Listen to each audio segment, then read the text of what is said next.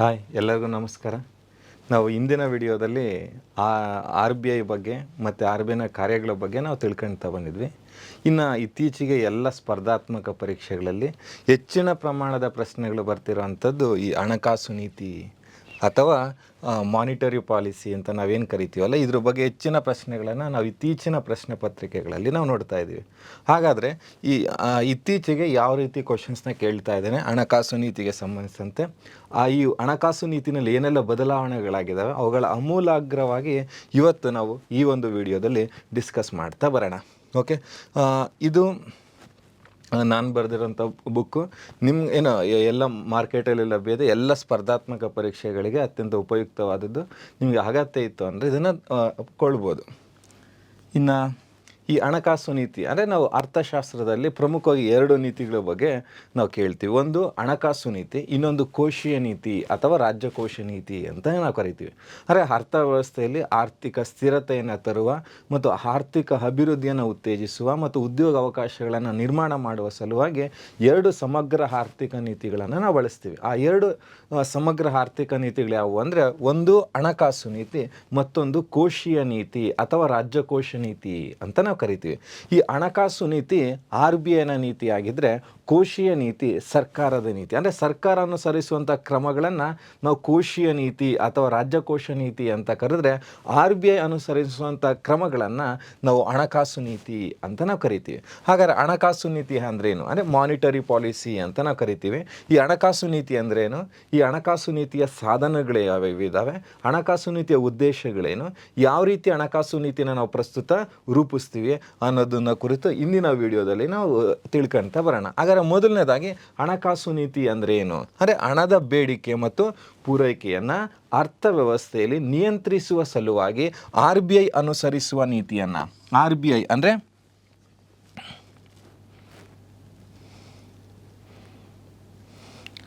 ಅರ್ಥವ್ಯವಸ್ಥೆಯಲ್ಲಿ ಹಣದ ಬೇಡಿಕೆ ಮತ್ತು ಪೂರೈಕೆಯನ್ನು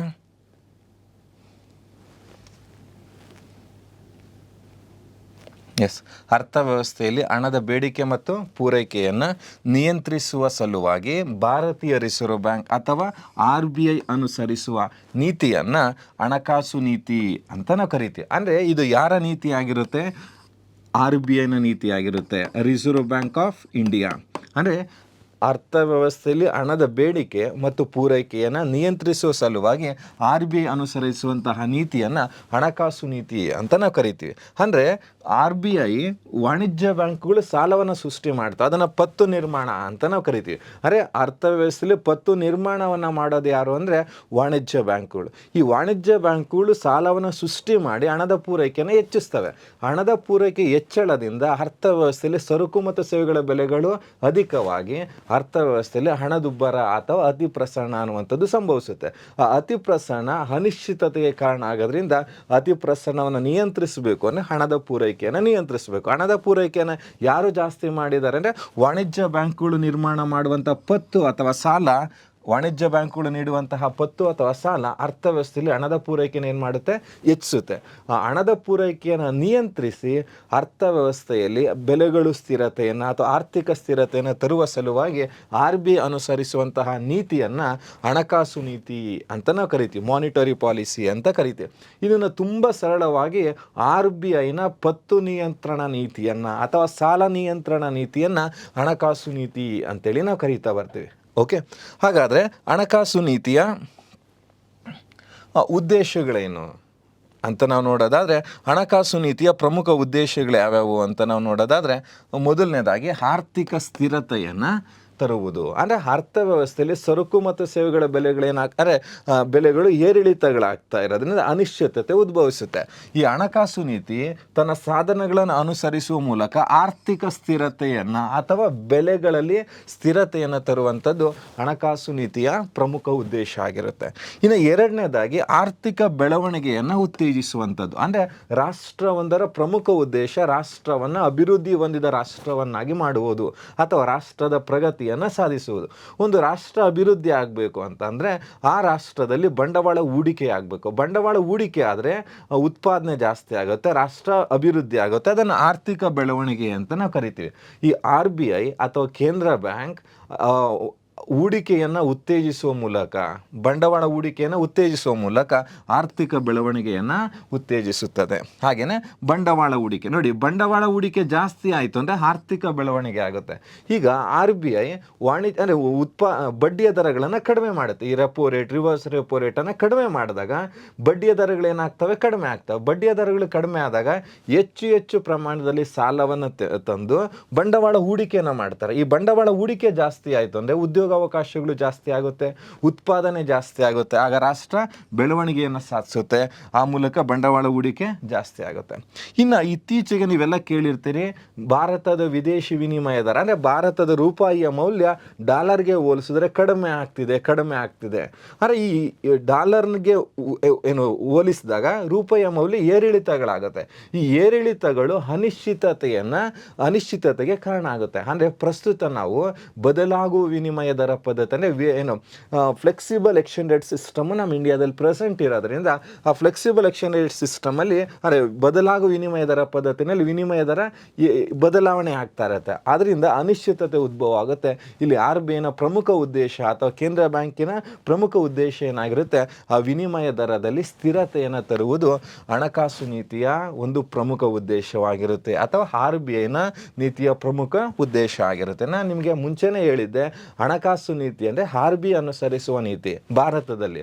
ಅದೇ ರೀತಿ ಬೇರೆ ರಾಷ್ಟ್ರದಲ್ಲಿ ಕೇಂದ್ರ ಬ್ಯಾಂಕ್, ಪ್ರತಿಯೊಂದು ರಾಷ್ಟ್ರಕ್ಕೂ ಒಂದು ಬ್ಯಾಂಕ್ ಕೇಂದ್ರ ಬ್ಯಾಂಕ್ ಅಂತ ಇರುತ್ತೆ.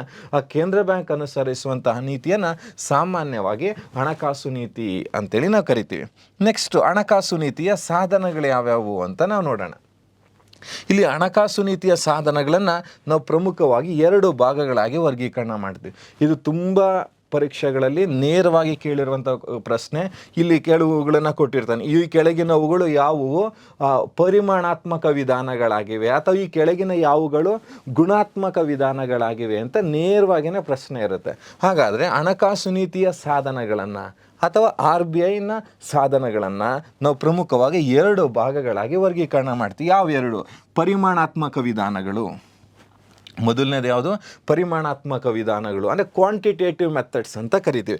ಎರಡನೇದು ಗುಣಾತ್ಮಕ ವಿಧಾನಗಳು, ಕ್ವಾಲಿಟೇಟಿವ್ ಮೆಥಡ್ಸ್ ಅಂತ ಡಿವೈಡ್ ಮಾಡ್ತೀವಿ. ಅಂದರೆ ಹಣಕಾಸು ನೀತಿಯ ಸಾಧನಗಳನ್ನು ನಾವು ಪ್ರಮುಖವಾಗಿ 2 ಭಾಗಗಳಾಗಿ ವರ್ಗೀಕರಣ ಮಾಡ್ತೀವಿ. ಯಾವೆರಡು ಅಂದರೆ ಒಂದು ಪರಿಮಾಣಾತ್ಮಕ ವಿಧಾನಗಳು, ಮತ್ತೊಂದು ಅಂದರೆ ಪರಿಮಾಣಾತ್ಮಕ ವಿಧಾನಗಳನ್ನು ಕ್ವಾಂಟಿಟೇಟಿವ್ ಮೆಥಡ್ಸ್ ಅಂತ ಕರಿತೀವಿ, ಗುಣಾತ್ಮಕ ವಿಧಾನಗಳನ್ನು ಕ್ವಾಲಿಟೇಟಿವ್ ಮೆಥಡ್ಸ್ ಅಂತೇಳಿ ನಾವು ಕರಿತೀವಿ. ಅಂದರೆ ಹಣಕಾಸು ನೀತಿಯ ಸಾಧನಗಳನ್ನು ಪ್ರಮುಖವಾಗಿ 2 ಭಾಗಗಳಾಗಿ ವರ್ಗೀಕರಣ ಮಾಡಿದ್ವಿ. ಹಾಗಾದ್ರೆ ಮೊದಲನೇದಾಗಿ ಈ ಪರಿಮಾಣಾತ್ಮಕ ವಿಧಾನಗಳು ಯಾವ್ಯಾವು ಅಂತ ನಾವು ನೋಡ್ತಾ ಬರೋಣ. ಓಕೆ, ಈ ಪರಿಮಾಣಾತ್ಮಕ ವಿಧಾನಗಳನ್ನು ನಾವು ನೇರ ಸಾಲ ನಿಯಂತ್ರಣ ವಿಧಾನಗಳು ಅಂದರೆ ಡೈರೆಕ್ಟ್ ಕ್ರೆಡಿಟ್ ಕಂಟ್ರೋಲ್ ಮೆಥಡ್ಸ್ ಅಂತ ಕರಿತೀವಿ. ನೇರ ಸಾಲ ನಿಯಂತ್ರಣ ವಿಧಾನಗಳಂತ ಕರಿತೀವಿ. ಇವುಗಳ ಪರಿಣಾಮ ವ್ಯಾಪಕವಾಗಿರುತ್ತೆ. ವಾಣಿಜ್ಯ ಬ್ಯಾಂಕ್ಗಳು ಸೃಷ್ಟಿಸುವಂಥ ಸಾಲವನ್ನು ಗಣನೀಯ ಪ್ರಮಾಣದಲ್ಲಿ ನಿಯಂತ್ರಿಸುವ ಮೂಲಕ ಅರ್ಥವ್ಯವಸ್ಥೆಯಲ್ಲಿ ಆರ್ಥಿಕ ಸ್ಥಿರತೆಯನ್ನು ಅಥವಾ ಬೆಲೆ ಹೆಚ್ಚಳವನ್ನು ಅಥವಾ ಬೆಲೆ ಏರಿಕೆಯನ್ನು ನಿಯಂತ್ರಿಸುವ ಅತ್ಯಂತ ಪರಿಣಾಮಕಾರಿಯಾದಂಥ ಸಾಧನಗಳು ಯಾವುವು ಅಂದರೆ ಈ ಪರಿಮಾಣಾತ್ಮಕ ವಿಧಾನಗಳು. ಇವನ್ನ ನೇರ ಸಾಲ ನಿಯಂತ್ರಣ ವಿಧಾನಗಳು ಅಂತಲೂ ನಾವು ಕರಿತೀವಿ. ಇವು ವಾಣಿಜ್ಯ ಬ್ಯಾಂಕ್ಗಳು ಸೃಷ್ಟಿಸುವಂತಹ ಸಾಲವನ್ನು ನಿಯಂತ್ರಿಸಲು ಹೆಚ್ಚು ಪರಿಣಾಮಕಾರಿಯಾಗಿರ್ತವೆ. ಹಾಗಾದರೆ ಯಾವುವು ಪರಿಮಾಣಾತ್ಮಕ ವಿಧಾನಗಳು ಅಂತ ನಾವು ನೋಡೋದಾದರೆ, ಈ ಪರಿಮಾಣಾತ್ಮಕ ವಿಧಾನಗಳು ಯಾವ್ಯಾವು ಅಂತ ನಾವು ನೋಡೋದಾದ್ರೆ, ಮೊದಲನೇದು ಮುಕ್ತಪೇಟೆಯ ಕಾರ್ಯಾಚರಣೆ, ಓಪನ್ ಮಾರ್ಕೆಟ್ ಆಪರೇಷನ್ ಅಂತ ಕರಿತೀವಿ. ಲಾಸ್ಟ್ KS ಪ್ರಿಲಿಮ್ಸಲ್ಲಿ ಕೇಳಿದ್ದ ಕ್ವಶನ್ ಇದನ್ನು. ಎರಡನೇದು ನಗದು ಮೀಸಲು ಅನುಪಾತ ಅಂದರೆ ಕ್ಯಾಶ್ ರಿಸರ್ವ್ ರೇಷಿಯೋ, ನಗದು ಮೀಸಲು ಅನುಪಾತ CRR ಅಂತ ಕರಿತೀವಿ. ಎರಡನೇದು ಶಾಸನಬದ್ಧ ದ್ರವ್ಯತೆ ಅನುಪಾತ, statutory liquidity ratio. Bank rate, bank ದರ ಅಂತ ಕರಿತೀವಿ. ನೆಕ್ಸ್ಟು ಪರಿಮಾಣಾತ್ಮಕ ವಿಧಾನಗಳಲ್ಲಿ ಫಸ್ಟ್ ಅವನು ಪರಿಮಾಣಾತ್ಮಕ ವಿಧಾನಗಳು ಇವು ಕಂಟಿನ್ಯೂ. ರೆಪೋ ದರ ಅಂದರೆ ರೆಪೋ ದರ, ಅದಕ್ಕೆ ವಿರುದ್ಧವಾಗಿ ರಿವರ್ಸ್ ರೆಪೋ ದರ, ಹಾಗೆ ಸೀಮಾಂತ ಸ್ಥಾಯಿ ಸೌಲಭ್ಯ, ಹಾಗೆಯೇ ಸೀಮಾಂತ ಠೇವಣಿ ಸೌಲಭ್ಯ. ಇಲ್ಲಿ ನೋಡಿ, ಸೀಮಾಂತ ಠೇವಣಿ ಸೌಲಭ್ಯವನ್ನು ರಿವರ್ಸ್ ರೆಪೋ ದರಕ್ಕೆ ಪರ್ಯಾಯ ಅಂದರೆ ಇಲ್ಲಿವರೆಗೂ ರಿವರ್ಸ್ ರೆಪೋ ದರವನ್ನು ನಾವು ಬಳಸ್ತಾ ಇದ್ವಿ.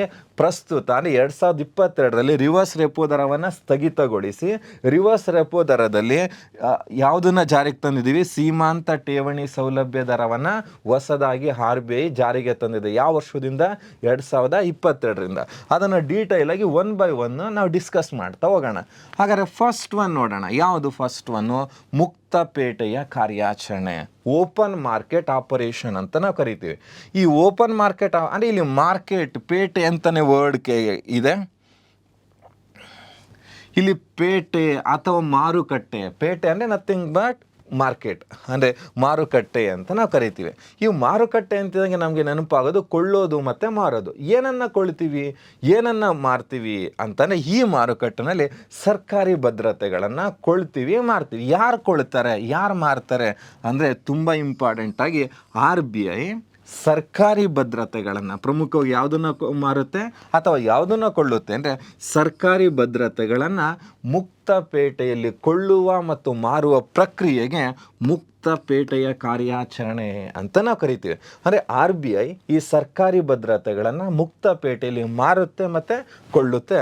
ಆ ಮಾರುವ ಮತ್ತು ಕೊಳ್ಳುವ ಪ್ರಕ್ರಿಯೆಯನ್ನು ಮುಕ್ತ ಪೇಟೆಯ ಕಾರ್ಯಾಚರಣೆ ಅಂತ ನಾವು ಕರಿತೀವಿ. ಇದನ್ನು ಪ್ರಮುಖವಾಗಿ ಪರಿಮಾಣಾತ್ಮಕ ವಿಧಾನ ಅಂತ ನಾವು ಕರಿತೀವಿ, ಅಥವಾ ನೇರ ಸಾಲ ನಿಯಂತ್ರಣ ವಿಧಾನ ಅಂತ ನಾವು ಕರಿತೀವಿ.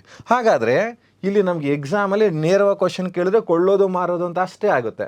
ಆದರೆ ಮುಂದುವರೆದು ಏನಾದರೂ ಸ್ಟೇಟ್ಮೆಂಟ್ ವೈಸ್ ಕ್ವಶನ್ಸ್ನ ಕೇಳಿದ್ರೆ ಹೆಂಗೆ ಆನ್ಸರ್ ಮಾಡಬೇಕು, ಅಂದರೆ ಯಾವಾಗ ಕೊಳ್ಳುತ್ತೆ, ಯಾವಾಗ ಮಾರುತ್ತೆ, ಇದು ತುಂಬ ಇಂಪಾರ್ಟೆಂಟ್. ಅಂದರೆ ಕೊಳ್ಳುತ್ತೆ ಮಾರುತ್ತೆ, ಎಲ್ಲ ಸಂದರ್ಭದಲ್ಲೂ ಕೊಳ್ಳಲ್ಲ, ಎಲ್ಲ ಸಂದರ್ಭದಲ್ಲೂ ಮಾರಲ್ಲ. ಕೊಳ್ಳೋದ್ರಿಂದ ಏನು ಪರಿಣಾಮ ಆಗುತ್ತೆ, ಮಾರೋದ್ರಿಂದ ಏನು ಪರಿಣಾಮ ಆಗುತ್ತೆ ಅನ್ನೋದನ್ನು ನಾವು ಡಿಸ್ಕಸ್ ಮಾಡಬೇಕು. ನೋಡಿ, ಈ ಮುಕ್ತ ಪೇಟೆ ಕಾರ್ಯಾಚರಣೆಯಲ್ಲಿ ಪ್ರಮುಖವಾಗಿ ಅತಿ ಪ್ರಸರಣ ಇದೆ. ಅರ್ಥವ್ಯವಸ್ಥೆಯಲ್ಲಿ ಅತಿ ಪ್ರಸರಣ ಇದೆ. ಆ ಅತಿ ಪ್ರಸರಣದ ಸಂದರ್ಭದಲ್ಲಿ ಸರ್ಕಾರಿ ಭದ್ರತೆಗಳನ್ನು ಏನು ಮಾಡುತ್ತೆ, ಮಾರಾಟ ಮಾಡುತ್ತೆ. ಯಾವಾಗ ಅತಿ ಪ್ರಸರಣ ಇದ್ದಾಗ ಸರ್ಕಾರಿ ಭದ್ರತೆಗಳನ್ನು ಮಾರಾಟ ಮಾಡುತ್ತೆ. ಅನಪ್ರಸರಣ ಇದ್ದಾಗ ಸರ್ಕಾರಿ ಭದ್ರತೆಗಳನ್ನು ಏನು ಮಾಡುತ್ತೆ, ಕೊಳ್ಳುತ್ತೆ. ಇಲ್ಲಿ ಮಾರಾಟ ಅಂತ ಇದೆ, ಕೊಳ್ಳುತ್ತೆ. ಸರ್ಕಾರಿ ಭದ್ರತೆಗಳನ್ನು ಕೊಳ್ಳುತ್ತೆ. ಎಲ್ಲಿ ಅನಪ್ರಸರಣ ಇದ್ದಾಗ ಕೊಳ್ಳುತ್ತೆ, ಅತಿ ಪ್ರಸರಣ ಇದ್ದಾಗ ಮಾರಾಟ ಮಾಡುತ್ತೆ. ಯಾವುದನ್ನು? ಸರ್ಕಾರಿ ಭದ್ರತೆಗಳನ್ನು ಮಾರಾಟ ಮಾಡೋದು ಯಾವ ಸಂದರ್ಭದಲ್ಲಿ ಅಂದರೆ ಅತಿ ಪ್ರಸರಣ ಇದ್ದಾಗ. ಅನಪ್ರಸರಣ ಇದ್ದಾಗ ಸರ್ಕಾರಿ ಭದ್ರತೆಗಳನ್ನು ಏನು ಮಾಡುತ್ತೆ, ಕೊಳ್ಳುತ್ತೆ, ಅಂದರೆ ಪರ್ಚೇಸ್ ಮಾಡುತ್ತೆ. ಹಾಗಾದರೆ ಅತಿ ಪ್ರಸರಣ ಇದ್ದಾಗ ಮಾರಾಟ ಮಾಡುತ್ತಲ್ಲ ಸರ್ಕಾರಿ ಭದ್ರತೆಗಳನ್ನು. ಈಗ ಅರ್ಥವ್ಯವಸ್ಥೆಯಲ್ಲಿ ದ್ರವ್ಯತ್ವದ ಪ್ರಮಾಣ ಜಾಸ್ತಿ ಇದೆ. ಯಾವಾಗ ಅತಿ ಪ್ರಸರಣ ಇದೆ, ಅತಿ ಪ್ರಸರಣದ ಕಾರಣದಿಂದ ಅರ್ಥವ್ಯವಸ್ಥೆಯಲ್ಲಿ ದ್ರವ್ಯತ್ವ ಅಂದರೆ ಅದಕ್ಕೆ ಇನ್ನೊಂದು ವರ್ಡು ನಗದಿನ ಪ್ರಮಾಣ. ಅಂದರೆ ಅರ್ಥವ್ಯವಸ್ಥೆಯಲ್ಲಿ ನಗದಿನ ಪ್ರಮಾಣ ಜಾಸ್ತಿ ಇದೆ. ಆ ನಗದಿನ ಪ್ರಮಾಣವನ್ನು ಕಡಿಮೆ ಮಾಡಿದ್ರೆ ಅತಿ ಪ್ರಸರಣ ಅಥವಾ ಬೆಲೆಗಳು ಏನಾಗ್ತವೆ, ಕಡಿಮೆ ಆಗ್ತವೆ, ಬೆಲೆಗಳು ಕಡಿಮೆ ಆಗ್ತವೆ. ಹಾಗಾದರೆ ಬೆಲೆಗಳು ಕಡಿಮೆ ಆಗಬೇಕಂತಂದರೆ ಅರ್ಥವ್ಯವಸ್ಥೆಯಲ್ಲಿ ದ್ರವ್ಯತ್ವದ ಪ್ರಮಾಣ ಕಡಿಮೆ ಆಗಬೇಕು. ಈ ದ್ರವ್ಯತ್ವದ ಪ್ರಮಾಣವನ್ನು ಕಡಿಮೆ ಮಾಡುವ ಸಲುವಾಗಿ RBI ಸರ್ಕಾರಿ ಭದ್ರತೆಗಳನ್ನು ಮಾರುತ್ತೆ. ಆ ಸರ್ಕಾರಿ ಭದ್ರತೆಗಳನ್ನು ಮಾರಿದಾಗ ಆ ಭದ್ರತೆಗಳನ್ನು ವಾಣಿಜ್ಯ ಬ್ಯಾಂಕ್ಗಳು ಕೊಳ್ಳುತ್ತವೆ. ನಗದಿನ ಪ್ರಮಾಣ ಎಲ್ಲಿಗೋಗುತ್ತೆ, RBIಗೆ ಹೋಗುತ್ತೆ. ಅಂದರೆ ದ್ರವ್ಯತ್ವದ ಪ್ರಮಾಣ RBIಗೆ ಹೋಗುತ್ತೆ. ಆಗ ವಾಣಿಜ್ಯ ಬ್ಯಾಂಕುಗಳ ಬಳಿ ಲಭ್ಯವಿರುವಂತಹ ನಗದಿನ ಪ್ರಮಾಣ ಕಡಿಮೆ ಆಗಿ ಅತಿ ಪ್ರಸರಣ ನಿಯಂತ್ರಣಕ್ಕೆ ಬರುತ್ತೆ. ಇನ್ನು ಅದಕ್ಕೆ ವಿರುದ್ಧವಾದಂಥ ಸನ್ನಿವೇಶ ಯಾವುದಂದರೆ ಅನಪ್ರಸರಣ. ಅಂದರೆ ಅತಿ ಪ್ರಸರಣ ಅಂದರೆ ಸರಕು ಮತ್ತು ಸೇವೆಗಳ ಬೆಲೆಗಳು ಹೆಚ್ಚುತ್ತಿರುವ ಮತ್ತು ಹಣದ ಮೌಲ್ಯ ಕುಸಿಯುತ್ತಿರುವ ಸನ್ನಿವೇಶವನ್ನು ಅತಿ ಪ್ರಸರಣ ಅಂತ ಕರೆದು, ಅಂದರೆ ಬೆಲೆಗಳು ಜಾಸ್ತಿ ಆಗೋದನ್ನು ಅತಿ ಪ್ರಸರಣ ಅಂತ ಕರಿತೀವಿ. ಆಗ ಹಣದ ಮೌಲ್ಯ ಕಡಿಮೆ ಆಗುತ್ತೆ. ಅದಕ್ಕೆ ವಿರುದ್ಧವಾಗಿ ಬೆಲೆಗಳು ಕಡಿಮೆ ಆದರೆ ಹಣದ ಮೌಲ್ಯ ಜಾಸ್ತಿ ಆಗುತ್ತೆ. ಅದನ್ನು ಅನಪ್ರಸರಣ ಅಂತ ಕರಿತೀವಿ. ಅನಪ್ರಸರಣದ ಸಂದರ್ಭದಲ್ಲಿ ಸರ್ಕಾರಿ ಭದ್ರತೆಗಳನ್ನು ಏನು ಮಾಡುತ್ತೆ, RBI ಇಲ್ಲಿ ಮಾರಾಟ ಮಾಡಿ ಇಲ್ಲಿ ಕೊಂಡ್ಕೊಳ್ಳುತ್ತೆ, ಅಂದರೆ ಪರ್ಚೇಸ್ ಮಾಡುತ್ತೆ. ಪರ್ಚೇಸ್ ಮಾಡಿದಾಗ ಸೆಕ್ಯೂರಿಟೀಸ್ ಅಂದರೆ ಭದ್ರತೆಗಳು RBI ಹತ್ರ ಹೋಗುತ್ತೆ. ಕ್ಯಾಶ್ ಎಲ್ಲಿಗೆ ಬರುತ್ತೆ, ಬ್ಯಾಂಕುಗಳ ಹತ್ರ ಬರುತ್ತೆ. ಬ್ಯಾಂಕುಗಳ ಹತ್ರ ಕ್ಯಾಶ್ ಜಾಸ್ತಿ ಆಯಿತು ಅಂದರೆ ಅವು ಸಾರ್ವಜನಿಕರಿಗೆ ಸಾಲವನ್ನು ಜಾಸ್ತಿ ಕೊಡ್ತವೆ. ಸಾರ್ವಜನಿಕರು ಅದನ್ನು ಜಾಸ್ತಿ ಸಾಲವನ್ನು ಪಡೆದಾಗ ಅರ್ಥವ್ಯವಸ್ಥೆಯಲ್ಲಿ ನಗದಿನ ಪ್ರಮಾಣ ಜಾಸ್ತಿಯಾಗಿ ಬೆಲೆಗಳೇನಾಗ್ತವೆ, ಹೆಚ್ಚಾಗ್ತವೆ. ಆಗ ಅನಪ್ರಸರಣ ಏನಾಗುತ್ತೆ, ನಿಯಂತ್ರಣಕ್ಕೆ ಬರುತ್ತೆ. ಈ ರೀತಿ ಮುಕ್ತ ಪೇಟೆಯ ಕಾರ್ಯಾಚರಣೆಯ ಮೂಲಕ RBI ಏನು ಅರ್ಥವ್ಯವಸ್ಥೆಯಲ್ಲಿ ಹಣದ ಪೂರೈಕೆಯನ್ನು ನಿಯಂತ್ರಿಸುವ ಕೆಲಸವನ್ನು ಮಾಡುತ್ತೆ. ಇದು ಮೊದಲನೇ ಸಾಧನ. ಎರಡನೇದು ಯಾವುದು? ಎರಡನೇದು ನಗದು ಮೀಸಲು ಅನುಪಾತ ಅಂತ ನಾವು ಕರಿತೀವಿ. ನಗದು ಮೀಸಲು ಅನುಪಾತ ಇದನ್ನು ಕ್ಯಾಶ್ ರಿಸರ್ವ್ ರೇಷಿಯೋ CRR ಅಂತ ನಾವು ಕರಿತೀವಿ. Cash reserve ratio. ಏನು ವಾಣಿಜ್ಯ ಬ್ಯಾಂಕುಗಳು ತಮ್ಮ ಒಟ್ಟು ಠೇವಣಿ, ಜಸ್ಟ್ ನಾವು ಎಕ್ಸಾಂಪಲ್ ತಗೊಂಡ್ರೆ ವಾಣಿಜ್ಯ ಬ್ಯಾಂಕುಗಳ ಒಟ್ಟು ಠೇವಣಿ ಅಂತ ನಾವು ತಗೊಳ್ತೀವಿ. ಈ ವಾಣಿಜ್ಯ ಬ್ಯಾಂಕುಗಳು ತಮ್ಮ ಒಟ್ಟು ಠೇವಣಿಯ ಒಂದು ಭಾಗವನ್ನು, ಇದು ಒಟ್ಟು ಠೇವಣಿ ಆದರೆ ಆ ಒಟ್ಟು ಠೇವಣಿಯ ಒಂದು ಭಾಗವನ್ನು, ಈ ಒಂದು ಭಾಗವನ್ನು ಎಲ್ಲಿಡ್ತಾರೆ? RBIನಲ್ಲಿ. ವಾಣಿಜ್ಯ ಬ್ಯಾಂಕುಗಳು ತಮ್ಮ ಒಟ್ಟು ಠೇವಣಿಯ ಒಂದು ಭಾಗವನ್ನು ಎಲ್ಲಿಡ್ತಾ ಇದ್ದಾವೆ? RBIನಲ್ಲಿ ಇಡ್ತಾ ಇದ್ದಾವೆ. ಯಾವ ರೂಪದಲ್ಲಿ ಕಾಯ್ದಿರಿಸ್ತಾ ಇದ್ದಾವೆ? ನಗದು ರೂಪದಲ್ಲಿ. ಅವು ಇಡ್ತಾ ಇರೋದು ಯಾವ ರೂಪದಲ್ಲಿ? ನಗದು ರೂಪದಲ್ಲಿ. ಎಲ್ಲಿಡ್ತಾ ಇದ್ದಾರೆ? RBIನಲ್ಲಿ. ಇದು ಯಾವುದರ ಮೊತ್ತ ಅಂದರೆ ವಾಣಿಜ್ಯ ಬ್ಯಾಂಕುಗಳು ತಮ್ಮ ಒಟ್ಟು ಠೇವಣಿಯ ಒಂದು ಭಾಗವನ್ನು, ಇದು ಒಂದು ಭಾಗ, ಈ ಒಂದು ಭಾಗವನ್ನು ಇಲ್ಲಿ RBIನಲ್ಲಿ ನಗದು ರೂಪದಲ್ಲಿ ಕಾಯ್ದಿರಿಸುವುದನ್ನು ನಗದು ಮೀಸಲು ಅನುಪಾತ ಅಂತ ನಾವು ಕರಿತೀವಿ. ಹಾಗಾದರೆ ಇದನ್ನು ಯಾವ ರೀತಿ ಬಳಸುತ್ತೆ, ಇದರ ಅಂದರೆ ಯಾವಾಗ ಜಾಸ್ತಿ ಮಾಡುತ್ತೆ, ಯಾವಾಗ ಕಡಿಮೆ ಮಾಡುತ್ತೆ ಅಂತ ನನಗೆ ಪರೀಕ್ಷಾ ದೃಷ್ಟಿಯಿಂದ ತುಂಬ ಇಂಪಾರ್ಟೆಂಟ್. ಹಾಗಾದರೆ ಇದ್ರ ಮೀನಿಂಗ್ ನಿಮಗೆ ನೀಟಾಗಿ ಅರ್ಥ ಆಗಿದೆ. ವಾಣಿಜ್ಯ ಬ್ಯಾಂಕುಗಳು ತಮ್ಮ ಒಟ್ಟು ಠೇವಣಿನಲ್ಲಿ ಒಂದು ಭಾಗವನ್ನು RBIನಲ್ಲಿ ಯಾವ ರೂಪದಲ್ಲಿ ಇಟ್ಟಿರ್ತವೆ? ನಗದು ರೂಪದಲ್ಲಿ ಇಟ್ಟಿರ್ತವೆ. ಇದನ್ನು ನಗದು ಮೀಸಲು ಅನುಪಾತ ಅಂತೇಳಿ ನಾವು ಕರಿತೀವಿ. ಹಾಗಾದರೆ ನಗದು ಮೀಸಲು ಅನುಪಾತವನ್ನು RBI ನಿರ್ಧಾರ ಮಾಡುತ್ತೆ. 1934ರ RBI ಆ್ಯಕ್ಟ್ ಅಂತ ಬರುತ್ತೆ, reserve bank of India act. ಯಾವ ಇಯರಲ್ಲಿ ಬಂದಿದ್ದು? 1934. ಭಾರತೀಯ ರಿಸರ್ವ್ ಬ್ಯಾಂಕ್ ಕಾಯ್ದೆ 1934ರ ಪ್ರಕಾರ ಈ ನಗದು ಮೀಸಲು ಅನುಪಾತವನ್ನು ನಿರ್ಧರಿಸುವ ಅಧಿಕಾರ ಯಾರಿಗಿದೆ? RBIಗಿದೆ. ಅಂದರೆ ನಗದು ಮೀಸಲು ಅನುಪಾತವನ್ನು ಯಾರು ನಿರ್ಧರಿಸ್ತಾರೆ ಅಂದರೆ RBI ನಿರ್ಧರಿಸುತ್ತೆ. RBIಗೆ ನಿರ್ಧರಿಸುವಂಥ ಅಧಿಕಾರವನ್ನು ಕೊಟ್ಟವ್ರು ಯಾರು ಅಂದರೆ ಭಾರತೀಯ ರಿಸರ್ವ್ ಬ್ಯಾಂಕ್ ಕಾಯ್ದೆ, ಅಂದರೆ RBI ಆ್ಯಕ್ಟ್ 1934 ಅಂತ ನಾವು ಕರಿತೀವಿ.